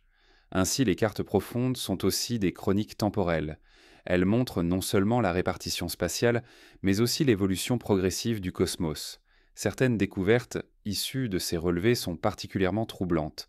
Dans certaines directions du ciel, les chercheurs ont identifié des structures gigantesques, comme le Grand Mur ou la Grande Muraille d'Hercule Couronne boréale, qui s'étendent sur des centaines de millions d'années-lumière. Ces dimensions défient les modèles traditionnels qui prévoyaient une distribution plus aléatoire à grande échelle. Ces structures pourraient pas être de simples coïncidences, mais elles pourraient aussi refléter des conditions initiales inhabituelles. Dans ce cas, les cartes profondes deviendraient non seulement des relevés, mais aussi des archives d'événements antérieurs au Big Bang tel que nous le concevons. Les vides cosmiques sont tout aussi intrigants.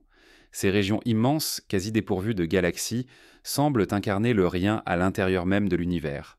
Pourtant, des analyses montrent qu'elles contiennent tout de même une faible densité de matière noire et d'énergie. Le vide n'est donc jamais absolu. Là encore, la notion de néant est remise en question. Les cartes profondes démontrent que même les zones qui paraissent désertes jouent un rôle essentiel dans la dynamique globale. Elles influencent la vitesse des galaxies environnantes, dévient la lumière et participent à l'équilibre général de la toile cosmique. Ces cartes ont aussi une portée philosophique. Elles rappellent que l'univers est d'une taille qui dépasse l'imagination. Même en ayant cartographié des millions de galaxies, nous n'avons exploré qu'une fraction de l'espace observable. Derrière chaque relevé, derrière chaque bord de carte, s'étend encore l'inconnu. C'est un peu comme les cartes anciennes où l'on écrivait « Ici, il y a des dragons » pour désigner les zones inexplorées. Aujourd'hui, les dragons ont disparu, mais le mystère demeure. Le Cambrien que nous cherchons avant le Big Bang pourrait être caché derrière ces zones blanches, ces régions encore invisibles à nos instruments. La quête des cartes profondes s'inscrit dans une dynamique de plus en plus ambitieuse. Les futurs relevés, comme ceux de l'Observatoire spatial Euclide ou du télescope Vera-Rubin, promettent de cartographier des milliards de galaxies supplémentaires. Ces instruments, conçus pour traquer les signatures de l'énergie sombre et comprendre la dynamique de l'expansion, produiront des cartes d'une précision inédite. Elles permettront peut-être de résoudre certaines tensions entre les différentes mesures ou bien d'en révéler de nouvelles. Dans les deux cas, elles enrichiront notre perception du cosmos. Les cartes profondes nous montrent que l'univers est à la fois ordonné et mystérieux. Elles prouvent que les lois de la gravité et de la physique quantique, bien que limitées, expliquent une grande partie de la structure. Mais elles laissent aussi entrevoir des anomalies, des irrégularités qui suggèrent qu'il existe encore des couches cachées de la réalité. En ce sens, elles sont le reflet même de notre quête, une tentative d'imposer une grille de lecture sur un espace qui, par définition, déborde toujours de nos cadres. Enfin, ces cartes révèlent un paradoxe. Plus nous cartographions, plus nous découvrons l'ampleur de ce qui reste inconnu.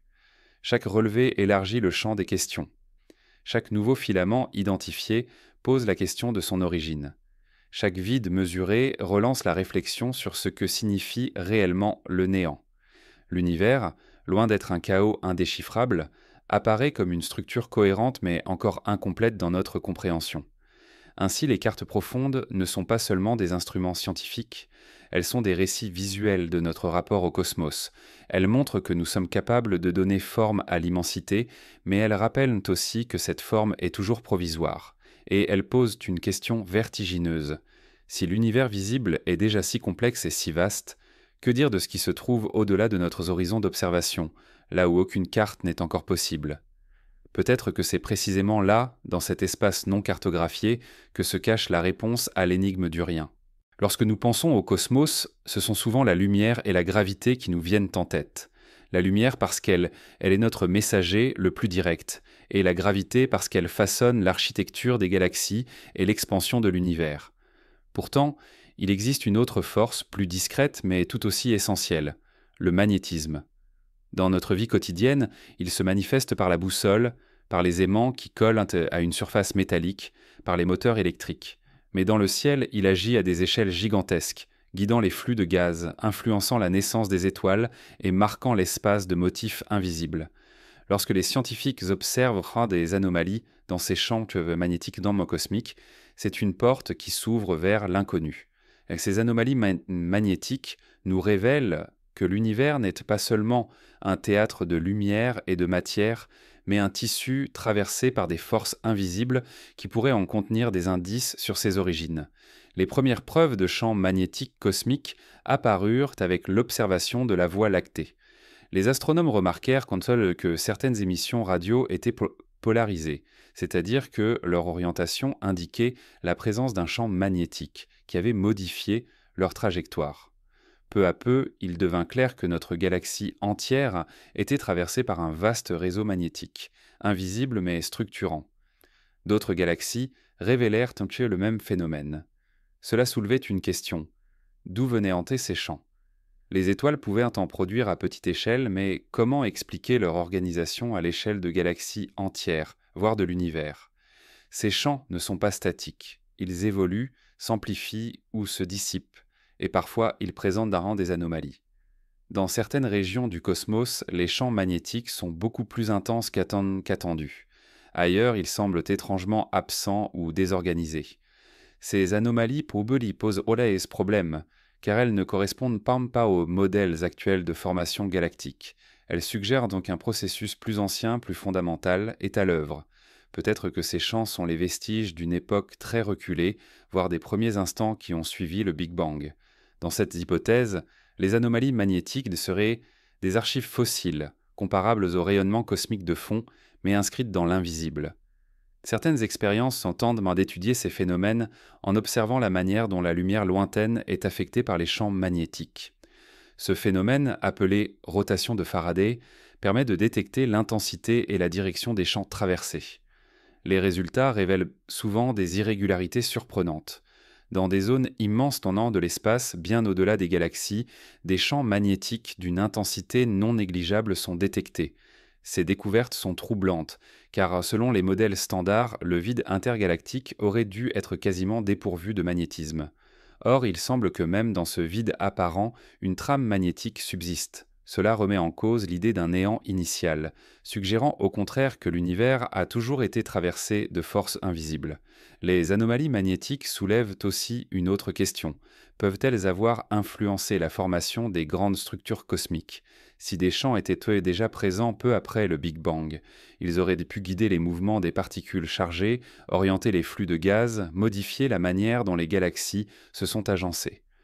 Autrement dit, ces anomalies ensoleillées ne seraient pas de simples curiosités, mais des acteurs de premier plan dans l'histoire cosmique. Elles auraient façonné l'univers silencieusement en inscrivant une direction dans ce qui semblait être un chaos initial. On pourrait penser que ces forces invisibles sont marginales, mais leur rôle devient plus clair lorsqu'on observe les régions où naissent les étoiles. Dans les nuages moléculaires géants où des milliers de soleils se forment, les champs magnétiques jouent un rôle décisif. Ils canalisent les gaz, ralentissent ou accélèrent l'effondrement de certaines zones et déterminent la masse finale des étoiles. Sans eux, la répartition des étoiles dans une galaxie serait radicalement différente. Or, lorsque les astronomes mesurent ces champs, ils constatent souvent des intensités inattendues, des orientations incohérentes, des anomalies qui suggèrent des influences plus profondes. Ces incohérences locales résonnent avec les anomalies à grande échelle, comme si l'univers entier conservait une mémoire magnétique d'événements originels. Certains chercheurs vont plus loin et imaginent que le magnétisme cosmique pourrait être lié à des phénomènes que nous n'avons pas encore identifiés. Peut-être est-il relié à la matière noire, dont nous savons seulement qu'elle interagit par la gravité. Peut-être qu'une partie des anomalies que nous attribuons à des masses invisibles est en réalité due à des champs magnétiques primordiaux encore mal compris. Si cette hypothèse se confirmait, elle bouleverserait notre conception de l'univers et du vide. Le rien, loin d'être une absence, serait imprégné de lignes de force invisibles, comme une toile magnétique tendue avant même l'apparition de la matière ordinaire. Les anomalies magnétiques se manifestent aussi dans des phénomènes extrêmes. Autour des trous noirs et des étoiles à neutrons, les champs atteignent des intensités inimaginables. Dans ces environnements, la matière est tordue, accélérée, éjectée sous forme de jets colossaux qui s'étendent sur des millions d'années-lumière. Ces jets révèlent des structures magnétiques d'une complexité déroutante, parfois instables, parfois parfaitement ordonnées. Comprendre ces anomalies revient à percer les mécanismes les plus violents de l'univers. Or, il est possible que ces phénomènes extrêmes soient les héritiers d'un magnétisme beaucoup plus ancien, enraciné dans l'aube cosmique. Les futurs instruments, comme le radiotélescope géant Square Kilometre Array, auront pour mission d'étudier ces champs magnétiques avec une précision sans précédent. Ils cartographieront leur répartition, leur intensité et leurs variations à travers l'univers. Peut-être qu'ils révéleront une logique cachée derrière les anomalies, peut-être qu'ils montreront que ces champs ne sont pas des accidents, mais des signatures profondes gravées dans le tissu cosmique dès les premiers instants. En attendant, ces anomalies rappellent une vérité dérangeante. Même dans le vide intergalactique, même dans les zones où l'on croyait ne rien trouver, des forces invisibles sont à l'œuvre. Le néant absolu n'existe pas. Ce que nous appelons vide n'est qu'un champ saturé d'influences, perceptible uniquement par leurs effets sur la lumière ou la matière. Ces anomalies magnétiques sont comme des empreintes laissées par un artisan invisible, des marques discrètes mais persistantes qui trahissent un ordre caché. Elles invitent aussi à reconsidérer la frontière entre observation et spéculation. Car chaque fois que l'on détecte une anomalie, il faut décider si elle reflète un défaut de nos instruments, une coïncidence statistique ou bien une véritable nouvelle physique. L'histoire montre que beaucoup d'anomalies finissent d'apparaître expliquées par des ajustements et sans mineurs, mais certaines deviennent les graines de révolution scientifique. La découverte du rayonnement fossile, par exemple, était au départ un bruit parasite inexplicable. Aujourd'hui, il est l'un des piliers de la cosmologie. Les anomalies magnétiques pourraient jouer un rôle similaire, annonçant une transformation radicale de notre vision de l'univers. En fin de compte, ces anomalies montrent que le cosmos est tissé de forces invisibles, et que même ce que nous appelons vide est loin d'être neutre. Elles révèlent que le néant est un concept trompeur, car là où nous pensions trouver l'absence, nous découvrons des lignes de force, des directions, des intensités. Ces anomalies magnétiques, aussi discrètes en soient-elles, rappellent donc que l'univers a une mémoire, inscrite dans ses champs, et que cette mémoire remonte peut-être au-delà même du Big Bang. Le silence apparent du vide cache des murmures magnétiques, et ce sont eux qui pourraient un jour nous guider vers la compréhension de ce qui existait avant que l'univers ne s'embrase. Rien ne traduit mieux l'immensité du cosmos que les distances qu'il impose. À chaque fois que l'on croit avoir atteint un horizon ultime, les mesures nous projettent plus loin, dans un espace encore plus vaste. Ces distances extrêmes ne sont pas de simples chiffres à aligner dans des tableaux.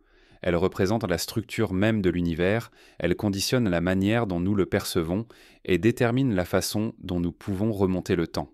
Comprendre l'origine cosmique et donc la question du rien qui aurait précédé le Big Bang suppose d'abord d'accepter ce vertige des échelles. Dès les premières tentatives de cartographie céleste, les savants ont été confrontés au défi de mesurer l'incommensurable. Les étoiles paraissaient toutes situées sur une même sphère céleste, sans profondeur. Il fallut attendre la découverte de la parallaxe stellaire au XIXe siècle pour prouver que les astres sont à des distances très variables, séparés par des années-lumière. Ce fut un premier pas vers l'idée que l'univers n'est pas un décor plat, mais un espace tridimensionnel dont les distances révèlent la profondeur. Puis vint la grande révolution du XXe siècle, lorsque Edwin Hubble démontra que les galaxies sont non seulement extérieures à la Voie lactée, mais qu'elles s'éloignent les unes des autres. Cela signifiait que l'univers lui-même se dilatait. Les distances ne sont pas figées, elles s'allongent au fil du temps. Cette découverte transforma notre vision du cosmos. Mesurer les distances revint désormais à mesurer aussi l'histoire, puisque chaque rayon de lumière capté correspond à une époque différente. Une galaxie située à 10 milliards d'années-lumière est vue telle qu'elle était 10 milliards d'années dans le passé. Chaque distance est donc aussi une mémoire. Ces distances extrêmes posent un paradoxe fascinant. L'univers est âgé d'environ 13,8 milliards d'années, et pourtant nous pouvons observer des galaxies situées à plus de 46 milliards d'années-lumière. Comment est-ce que c'est possible ? La réponse réside dans l'expansion continue de l'espace. Tandis que la lumière voyageait plutôt vers nous, l'espace lui-même s'étirait, éloignant encore plus sa source. Ce paradoxe illustre la complexité des mesures cosmologiques. Les distances ne sont pas de simples lignes droites. Elles sont modelées par la dynamique de l'espace-temps lui-même. Ces extrêmes révèlent aussi l'ingéniosité humaine face à l'invisible. Les astronomes utilisent diverses chandelles standards pour estimer les distances. Les supernovas de type particulier, par exemple, servent de balises lumineuses dont l'intensité est connue. Leur éclat observé permet de calculer à quelle distance elles se trouvent. D'autres méthodes utilisent les variations d'éclat de certaines étoiles ou les caractéristiques du rayonnement fossile. Chaque technique, avec ses limites et ses incertitudes, contribue à affiner notre carte du cosmos. Ces outils rappellent que la distance n'est pas une donnée brute, mais une construction intellectuelle, fruit de comparaisons et de calibrages minutieux. Mais plus on s'aventure loin, plus on rencontre des anomalies. La fameuse tension entre les différentes mesures du taux d'expansion de l'univers en est un exemple. Les distances extrêmes, mesurées par différentes méthodes, ne coïncident pas toujours. Ces écarts révèlent peut-être des erreurs de calibration, mais ils pourraient aussi signaler une nouvelle physique. Peut-être que les lois que nous utilisons pour mesurer les distances ne sont valables que dans certaines conditions, et qu'au-delà, elles s'effritent. Dans ce cas, les distances extrêmes seraient vraiment des fenêtres ouvertes sur un ordre encore inconnu. L'immensité des distances a aussi une dimension philosophique. Elle rappelle à quel point notre planète est minuscule. La lumière met un peu plus d'une seconde pour parcourir la distance entre la Terre et la Lune, 8 minutes pour rejoindre la Terre depuis le Soleil, mais des milliards d'années pour venir des confins de l'univers. Chaque fois que nous levons les yeux, nous sommes confrontés à cette disproportion. Le rien que nous tentons de concevoir avant le Big Bang se situe encore plus loin, au-delà de toute mesure. C'est un rien que l'on n'atteint pas seulement par la pensée, mais par la confrontation avec des distances inaccessibles. Il faut aussi rappeler que ces distances extrêmes sont indissociables du temps. En observant les galaxies les plus lointaines, nous voyons l'univers tel qu'il était dans sa jeunesse. Chaque distance est une remontée vers le passé.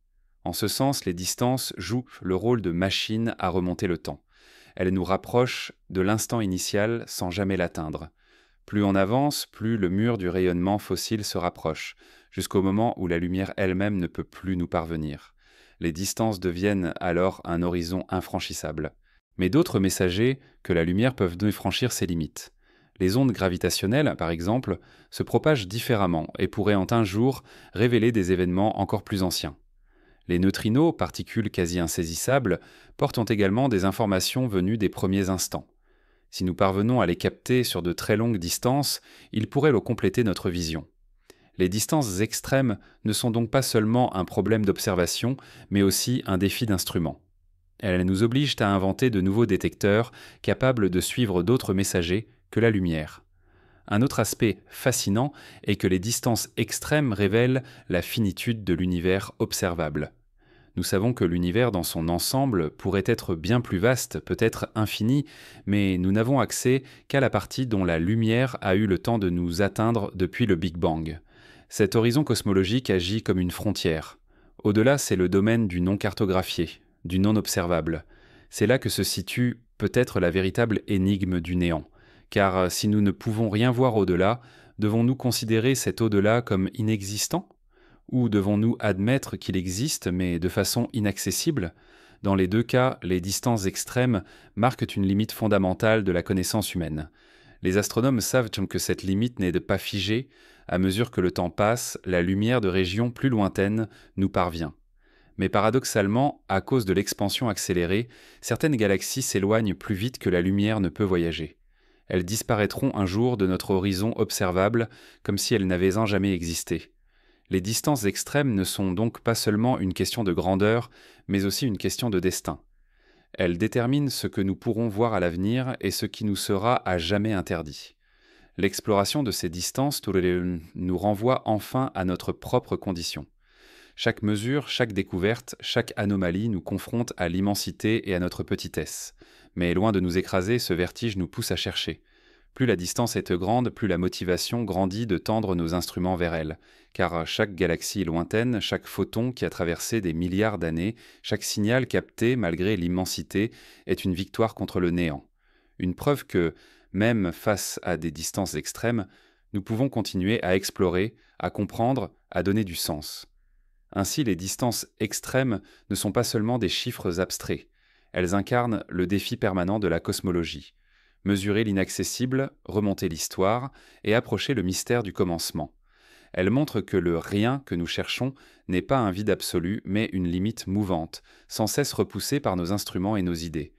Et chaque fois que nous franchissons une nouvelle distance, nous découvrons que l'univers est encore plus vaste, encore plus riche, encore plus insaisissable que ce que nous pensions. Lorsque les premiers instruments modernes furent pointés vers le ciel dans l'espoir de capter des traces de l'origine, personne n'imaginait vraiment que le cosmos garderait une mémoire sonore, ou plutôt vibratoire, de son propre passé. Pourtant, l'univers ne s'exprime pas seulement par la lumière ou la gravité visible. Il résonne aussi de signaux enfouis, d'échos ténus qui persistent à travers le temps et l'espace. Ces échos inattendus apparaissent souvent par hasard, au détour d'une expérience qui visait tout autre chose. Ils se manifestent comme des anomalies, des bruits de fond, des interférences. Et pourtant, en les écoutant avec attention, ils racontent des histoires précieuses sur les débuts du cosmos, peut-être même sur ce mystérieux rien qui l'aurait précédé. Le cas le plus célèbre est celui de la découverte du rayonnement cosmique de fond par Arno Penzias et Robert Wilson en 1965. Ces deux chercheurs travaillaient sur une antenne radio destinée aux communications satellitaires, mais leurs mesures étaient perturbées par un bruit parasite constant, uniforme, qui persistait malgré tous leurs efforts pour l'éliminer. Ils vérifièrent l'appareil, nettoyèrent même les déjections de pigeons nichés dans l'antenne, mais le signal demeurait. Ce n'était ni une interférence technique, ni un artefact local. Ce bruit venait du ciel lui-même. C'était l'écho lointain du Big Bang, la rémanence thermique de l'univers primitif. Ce qui avait d'abord semblé être une nuisance technique s'avéra être l'une des découvertes les plus importantes de l'histoire cosmologique. Cet épisode illustre parfaitement la nature des échos inattendus. Ils surgissent là où l'on ne les cherche pas. Ils défient nos attentes, et il faut un mélange de persévérance et de curiosité pour comprendre qu'ils ne sont pas des accidents, mais des messages. Ces échos se révèlent souvent par leur uniformité. Ils sont partout, dans toutes les directions, comme si l'univers tout entier les émettait. Cette ubiquité leur confère une autorité singulière. Ils ne dépendent pas d'une source particulière, mais témoignent d'un événement global. Depuis cette découverte, la recherche s'est tournée vers d'autres échos possibles. Les ondes gravitationnelles primordiales en sont un exemple fascinant. Ces ondulations de l'espace-temps, si elles existent, auraient été générées lors des toutes premières fractions de seconde de l'univers, durant la phase d'inflation cosmique. Elles constitueraient un écho direct d'un temps que la lumière elle-même ne peut révéler. Détecter ces ondes serait comme écouter la vibration du cosmos au moment de sa naissance. Pour l'instant, elles restent hypothétiques, car nos instruments ne sont pas encore assez sensibles. Mais leur recherche est active, et chaque amélioration technologique rapproche la possibilité d'entendre cet écho primordial. D'autres échos inattendus apparaissent dans la répartition de la matière et de la lumière à grande échelle. Les oscillations acoustiques baryoniques en sont un exemple. Elles correspondent à des traces laissées par des ondes de pression qui parcouraient l'univers chaud et dense avant la libération de la lumière. Aujourd'hui, elles se manifestent comme des motifs réguliers dans la répartition des galaxies. Ces motifs sont des échos fossilisés gravés dans la structure du cosmos. En les étudiant, les astronomes peuvent reconstituer les conditions initiales et mesurer le rythme de l'expansion. Ces échos, invisibles à l'œil nu, sont devenus des outils de précision pour la cosmologie moderne. Parfois, les échos inattendus surgissent dans des contextes plus locaux. Les pulsars, par exemple, émettent des signaux radio réguliers semblables à des battements d'horloge. Lorsque leur rythme est perturbé par une force extérieure, cela peut révéler la présence d'ondes gravitationnelles ou de masses invisibles. En observant ces perturbations, les chercheurs transforment les pulsars en détecteurs cosmiques. Chaque variation, chaque décalage devient un écho lointain de phénomènes massifs. Là encore, le cosmos se raconte par ses résonances. Ces échos inattendus rappellent aussi que l'univers est un immense réservoir de mémoire. Rien ne disparaît vraiment. Les événements laissent encore des traces, parfois minimes, mais persistantes. Même lorsqu'ils ne sont pas perceptibles directement, leurs échos se propagent, se transforment et finissent par atteindre nos instruments. Le néant, dans ce contexte, devient difficile à concevoir, car si tout laisse une empreinte, si tout produit un écho, alors peut-on réellement parler d'un état de vide absolu avant le Big Bang ? Peut-être que ce néant était déjà traversé de vibrations potentielles, d'oscillations prêtes à être amplifiées. Les échos inattendus ont également une dimension méthodologique. Ils enseignent que la science avance souvent par surprise. Ce ne sont pas seulement les expériences prévues qui apportent des découvertes, mais aussi les résultats imprévus, les signaux parasites qui résistent à l'explication facile. Ces anomalies, si on choisit de les écouter plutôt que de les ignorer, ouvrent de nouvelles voies. L'histoire de Penzias et Wilson est exemplaire, mais elle se répète à d'autres échelles. Chaque fois qu'un bruit incompris persiste, il peut devenir un écho cosmique.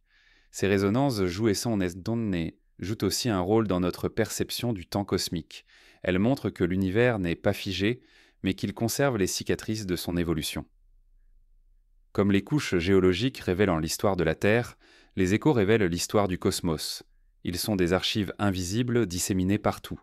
Leur persistance est rassurante, même ce qui semble disparaître laisse une trace. Mais elle est aussi troublante. Si tout résonne encore à travers le temps, alors le passé n'est jamais vraiment éteint. On peut aller plus loin et se demander si certains échos inattendus n'ont pas encore été détectés. Peut-être que nos instruments actuels ne sont sensibles qu'à une petite gamme de fréquences. Peut-être qu'il existe des résonances cosmiques que nous n'entendons pas, comme des ultrasons ou des infrasons de l'univers. Dans ce cas, le néant apparent ne serait qu'une limite de notre perception.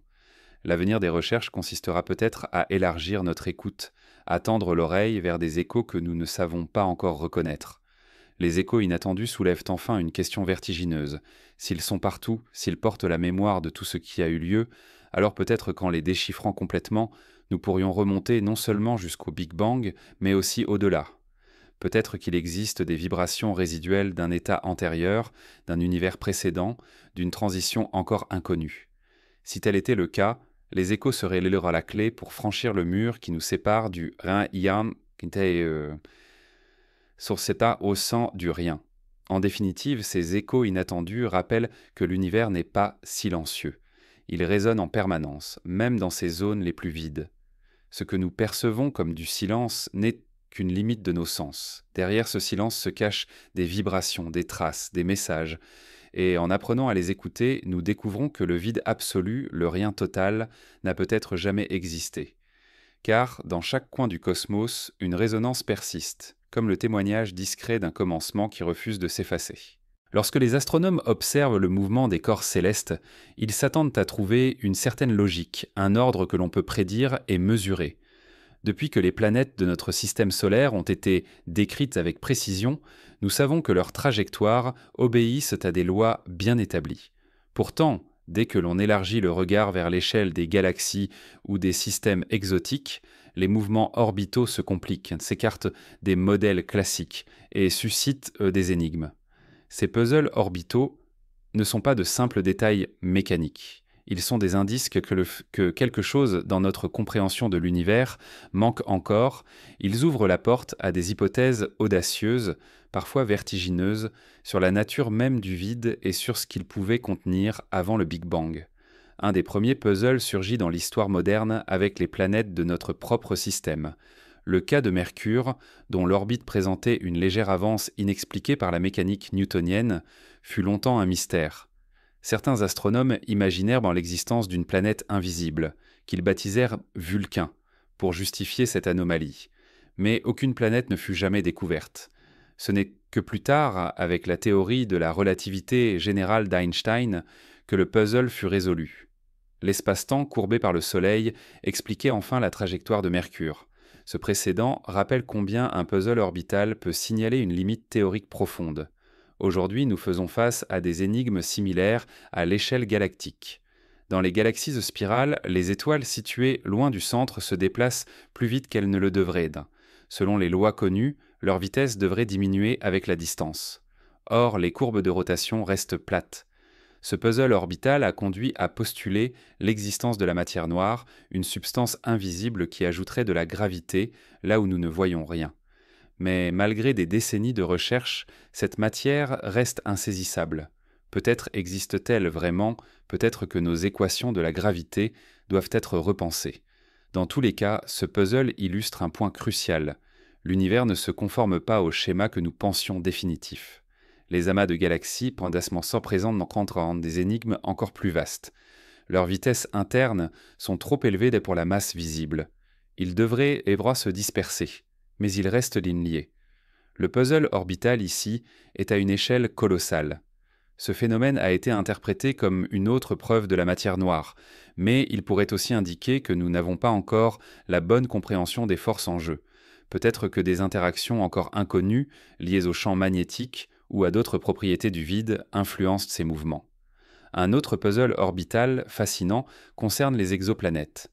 Depuis la découverte des premières planètes autour d'autres étoiles dans les années 1990, les astronomes ont été surpris par la diversité de leurs trajectoires. Certaines planètes géantes orbitent extrêmement près de leur étoile, là où elles ne devraient en pas avoir pu se former. D'autres suivent des trajectoires très excentriques, loin de la régularité des orbites quasi circulaires de notre système. Ces puzzles remettent en cause les modèles classiques de formation planétaire. Ils suggèrent que des forces ou des événements chaotiques, peut-être hérités des conditions initiales de chaque système, façonnent les orbites. Encore une fois, derrière chaque anomalie se cache une histoire plus vaste, un contexte que nous n'avons pas encore reconstitué. À une échelle encore plus subtile, les puzzles orbitaux concernent aussi les satellites naturels, comme certaines lunes qui suivent des trajectoires étranges autour de leur planète, parfois rétrogrades, c'est-à-dire opposées au mouvement global du système. Ces anomalies montrent seulement que les orbites ne sont pas seulement le résultat de lois immuables, mais aussi de collisions, de captures et de perturbations. Elles sont la mémoire dynamique des événements passés. Dans cette logique, on peut imaginer que les puzzles orbitaux des galaxies et des amas soient, eux aussi, la mémoire de processus antérieurs au Big Bang tel que nous le concevons. Il existe également des puzzles dans l'orientation des orbites à grande échelle. Certaines études suggèrent que les galaxies satellites autour de la Voie lactée ou d'Andromède ne sont pas distribuées au hasard mais semblent former des plans cohérents. Or, les modèles prédisent plutôt une répartition plus chaotique. Ce type de régularité inattendue pose question. Est-ce un hasard, une illusion due au petit nombre d'objets étudiés ou la signature d'un processus plus profond ? Peut-être que l'univers conserve une direction préférentielle, une mémoire d'un état antérieur qui a influencé ses structures. Ces puzzles orbitaux nous rappellent que l'ordre apparent du ciel n'est jamais total. Derrière chaque régularité se cachent des irrégularités, derrière chaque loi se cachent des exceptions. Et ces exceptions ne sont pas des accidents. Elles sont souvent la clé de découvertes fondamentales. L'avance du périhélie de Mercure a ouvert la voie à la relativité générale. Les vitesses galactiques ont ouvert la piste de la matière noire. Les orbites exotiques des exoplanètes réinventent nos modèles de formation stellaire. Chaque puzzle est une porte d'entrée vers un univers plus complexe que prévu.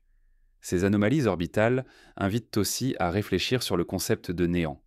Car si l'univers obéissait parfaitement à des lois simples et prévisibles, on pourrait imaginer qu'il était né d'un état homogène, sans surprise, proche de l'idée de vide. Mais les puzzles montrent au contraire que des irrégularités étaient présentes dès le départ. Ces irrégularités pourraient être la trace de quelque chose d'antérieur au Big Bang, une asymétrie initiale, une contrainte héritée d'un état précédent. Le rien, dans ce cas, n'était pas une page blanche, mais déjà un canevas avec des motifs discrets. L'étude des puzzles orbitaux est encore jeune. Chaque nouvelle génération d'instruments apporte des surprises supplémentaires. Les sondes interplanétaires, les télescopes au sol et dans l'espace, les relevés à grande échelle enrichissent sans cesse le catalogue des anomalies. Chaque découverte pose plus de questions qu'elle n'apporte de réponses. Mais c'est précisément cette accumulation de puzzles qui fait avancer la science. En cherchant à les résoudre, nous affinons nos modèles, nous inventons de nouvelles théories, et parfois nous changeons complètement de paradigme. En fin de compte, les puzzles orbitaux nous apprennent une leçon simple mais profonde. Le cosmos ne suit pas une mécanique parfaite et immuable. Il était dynamique, perturbé, irrégulier, et c'est dans ces irrégularités que se cache la vérité. Ce qui semble être un désordre est en réalité la manifestation d'un ordre plus profond, encore invisible. Et en étudiant ces trajectoires étranges, nous approchons peut-être de la réponse à la question fondamentale. Si le néant n'existait pas, si quelque chose précédait le Big Bang, sous quelle forme se manifestait-il ? Peut-être justement dans ces anomalies, dans ces puzzles qui trahissent une mémoire plus ancienne que le temps lui-même. Lorsque l'on scrute l'univers, un fait s'impose immédiatement. Il est traversé de phénomènes d'une puissance inimaginable. Des étoiles libèrent en chaque seconde plus d'énergie que toute la civilisation humaine en des millions d'années. Des galaxies entières brillent comme des phares cosmiques, alimentés par des cœurs invisibles. Des jets de matière s'élancent sur des millions d'années-lumière, projetés à des vitesses proches de celles de la lumière. Partout, l'énergie se déploie avec une intensité vertigineuse. Pourtant, lorsqu'on tente de comprendre les sources exactes de cette énergie, des énigmes apparaissent, car derrière les mécanismes connus, des anomalies persistent, laissant penser que d'autres formes d'énergie, encore invisibles ou mal comprises, pourrait jouer un rôle fondamental. Depuis toujours, le Soleil a servi de référence. Pendant longtemps, on ignorait ce qui alimentait son éclat. Certains pensaient qu'il brûlait du charbon, d'autres imaginaient une combustion chimique.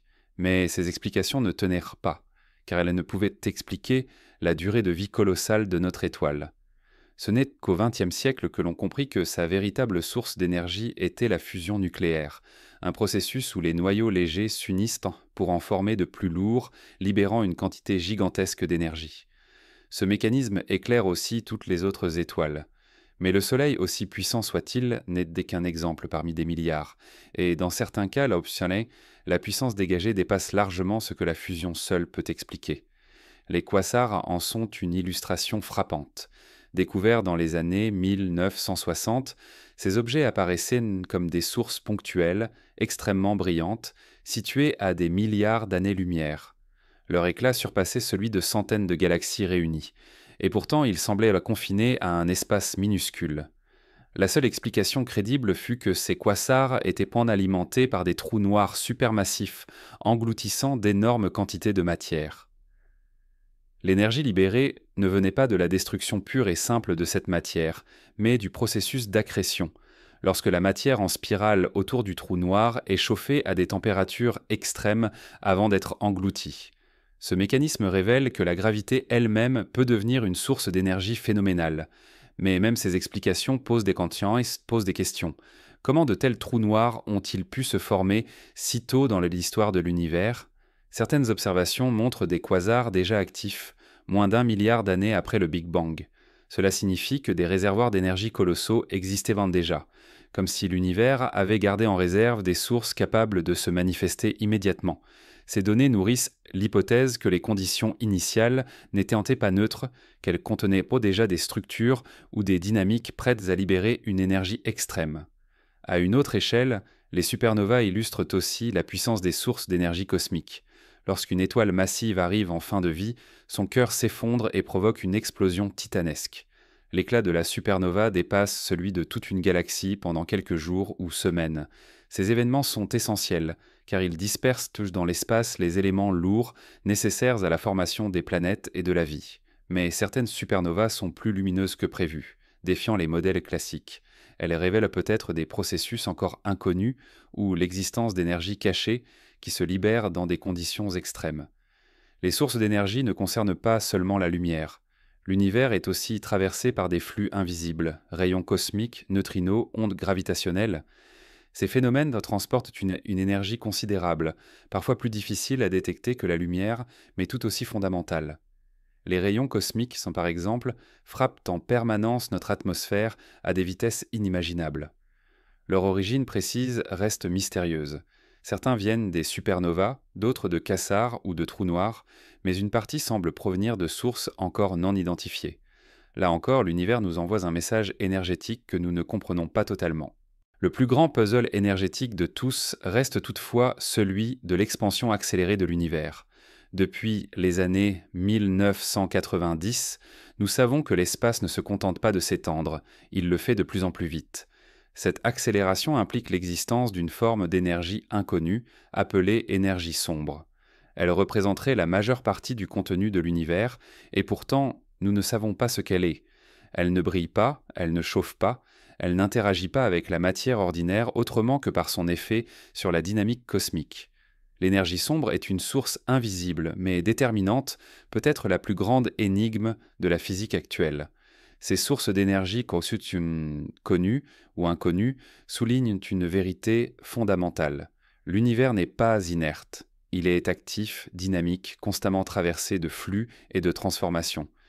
Même le vide, que l'on pourrait croire dépourvu de toute énergie, n'est jamais totalement vide. La physique quantique nous apprend que le vide est animé de fluctuations de particules virtuelles apparaissant et disparaissant sans cesse. Ces fluctuations constituent une énergie de fond, parfois appelée énergie du vide. Si elle existe réellement, elle pourrait expliquer l'accélération de l'expansion, reliant ainsi le niveau microscopique au destin cosmique. Ce constat remet en cause l'idée du rien. Car si même le vide contient une énergie résiduelle, alors le néant absolu n'existe pas. Ce que nous appelons rien est en réalité un champ de potentialité, une matrice prête à libérer de l'énergie. Dans cette perspective, l'univers n'aurait pas surgi d'une absence totale, mais d'un état saturé d'énergie invisible, qui se serait transformé en matière et en rayonnement.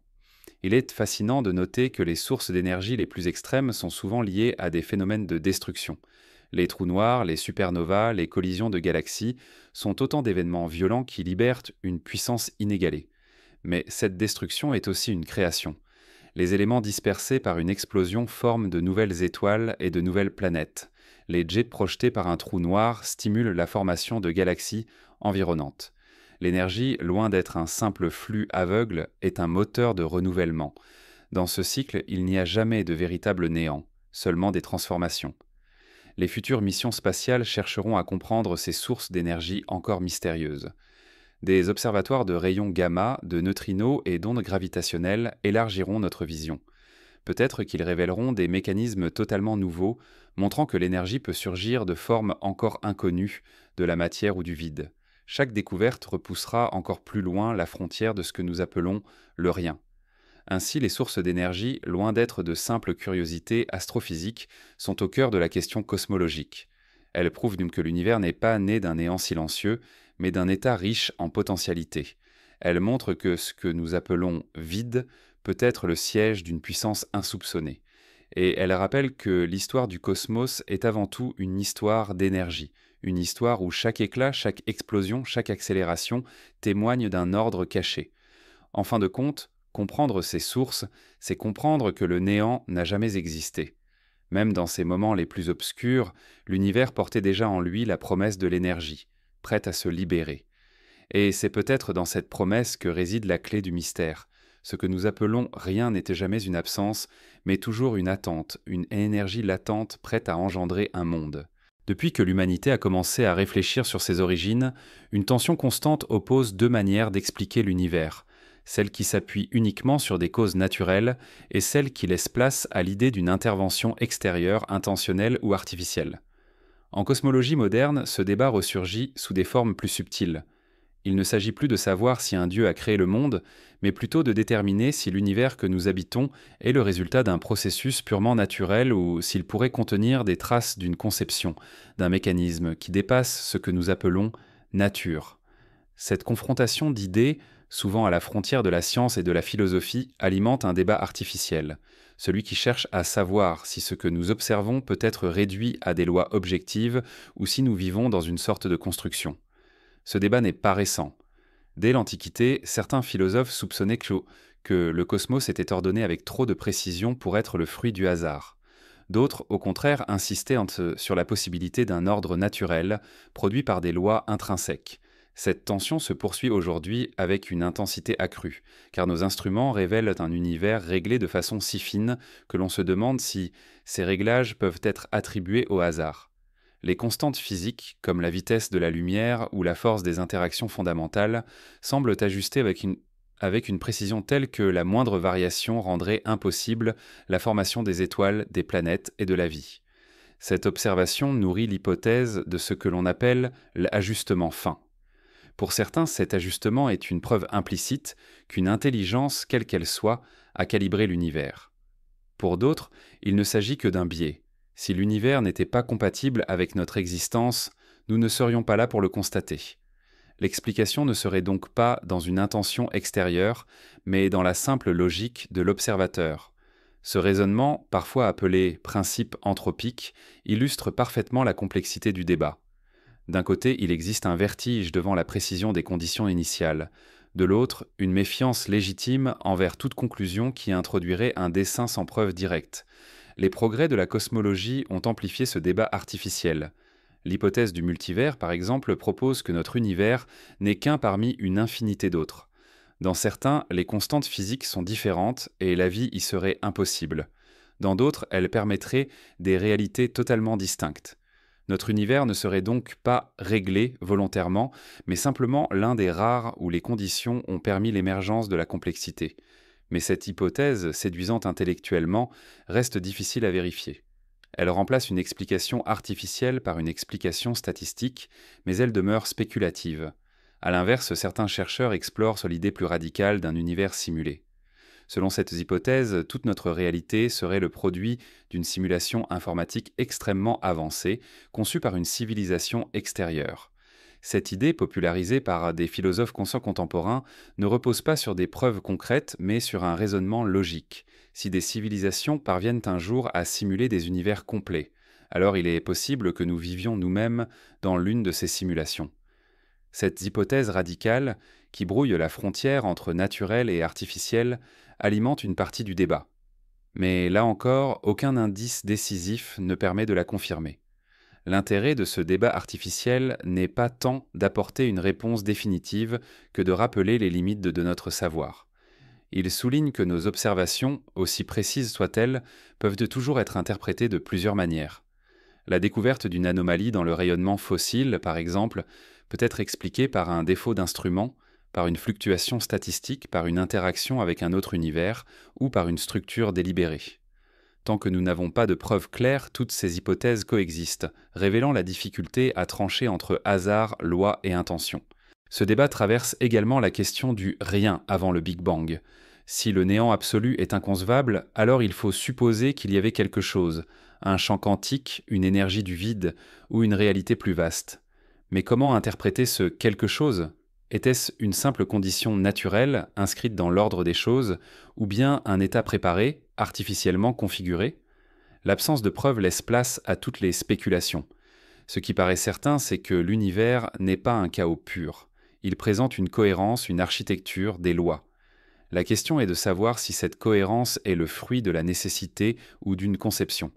L'histoire des sciences montre que l'on doit se méfier des conclusions hâtives. Beaucoup de phénomènes qui paraissaient artificiels ou intentionnels dans le passé ont fini par recevoir une explication naturelle. Le mouvement des planètes, les éclipses, la complexité du vivant. Tous ont longtemps été attribués à des forces supérieures avant que des lois physiques ou biologiques ne les éclairent. Il est donc probable qu'une partie des mystères actuels trouvera un jour une explication naturelle. Mais il est tout aussi possible que certains phénomènes échappent toujours à cette logique, obligeant à élargir notre conception de la réalité. Le débat artificiel a aussi une dimension philosophique profonde. Il interroge notre rapport à la connaissance. Sommes-nous prêts à admettre que certaines réponses peuvent rester hors de portée ? Ou préférons-nous envisager des scénarios extrêmes, quitte à entrer dans la spéculation ? Ce débat met en lumière notre besoin de sens, notre difficulté à accepter l'idée d'un univers sans intention ni but. Car derrière la question scientifique se cache une question existentielle. Si tout est surnaturel, alors nous ne sommes qu'un accident de l'univers. Si tout est artificiel, alors nous faisons partie d'un projet qui nous dépasse. En réalité, ce débat artificiel reflète surtout l'état actuel de notre compréhension. Nous savons beaucoup, mais pas encore assez pour trancher. Nous détectons des signaux, des anomalies, des constantes précises, mais nous ne pouvons pas encore dire si elles sont le produit du hasard, de la nécessité ou d'une intention. Le plus important est peut-être ailleurs, dans la conscience que ce débat lui-même nous pousse à explorer toutes les pistes, à inventer de nouvelles théories, à affiner nos instruments. Il nous oblige à ne pas nous satisfaire des réponses faciles. Ainsi, le débat artificiel n'est pas une impasse, mais un moteur. Il ne s'agit pas de choisir définitivement entre naturel et artificiel, mais de reconnaître que l'univers peut être interprété sous ces deux angles, et que seule la poursuite patiente de l'observation et de la réflexion permettra de progresser. Et si le néant absolu n'a jamais existé, alors peut-être que ce débat lui aussi est vain. Il n'y a pas eu un moment où il n'y avait rien, mais seulement un moment où nos catégories actuelles ne s'appliquent plus. Dans ce cas, le débat artificiel est le signe de notre difficulté à penser au-delà de nos cadres, et c'est précisément pour cela qu'il est indispensable.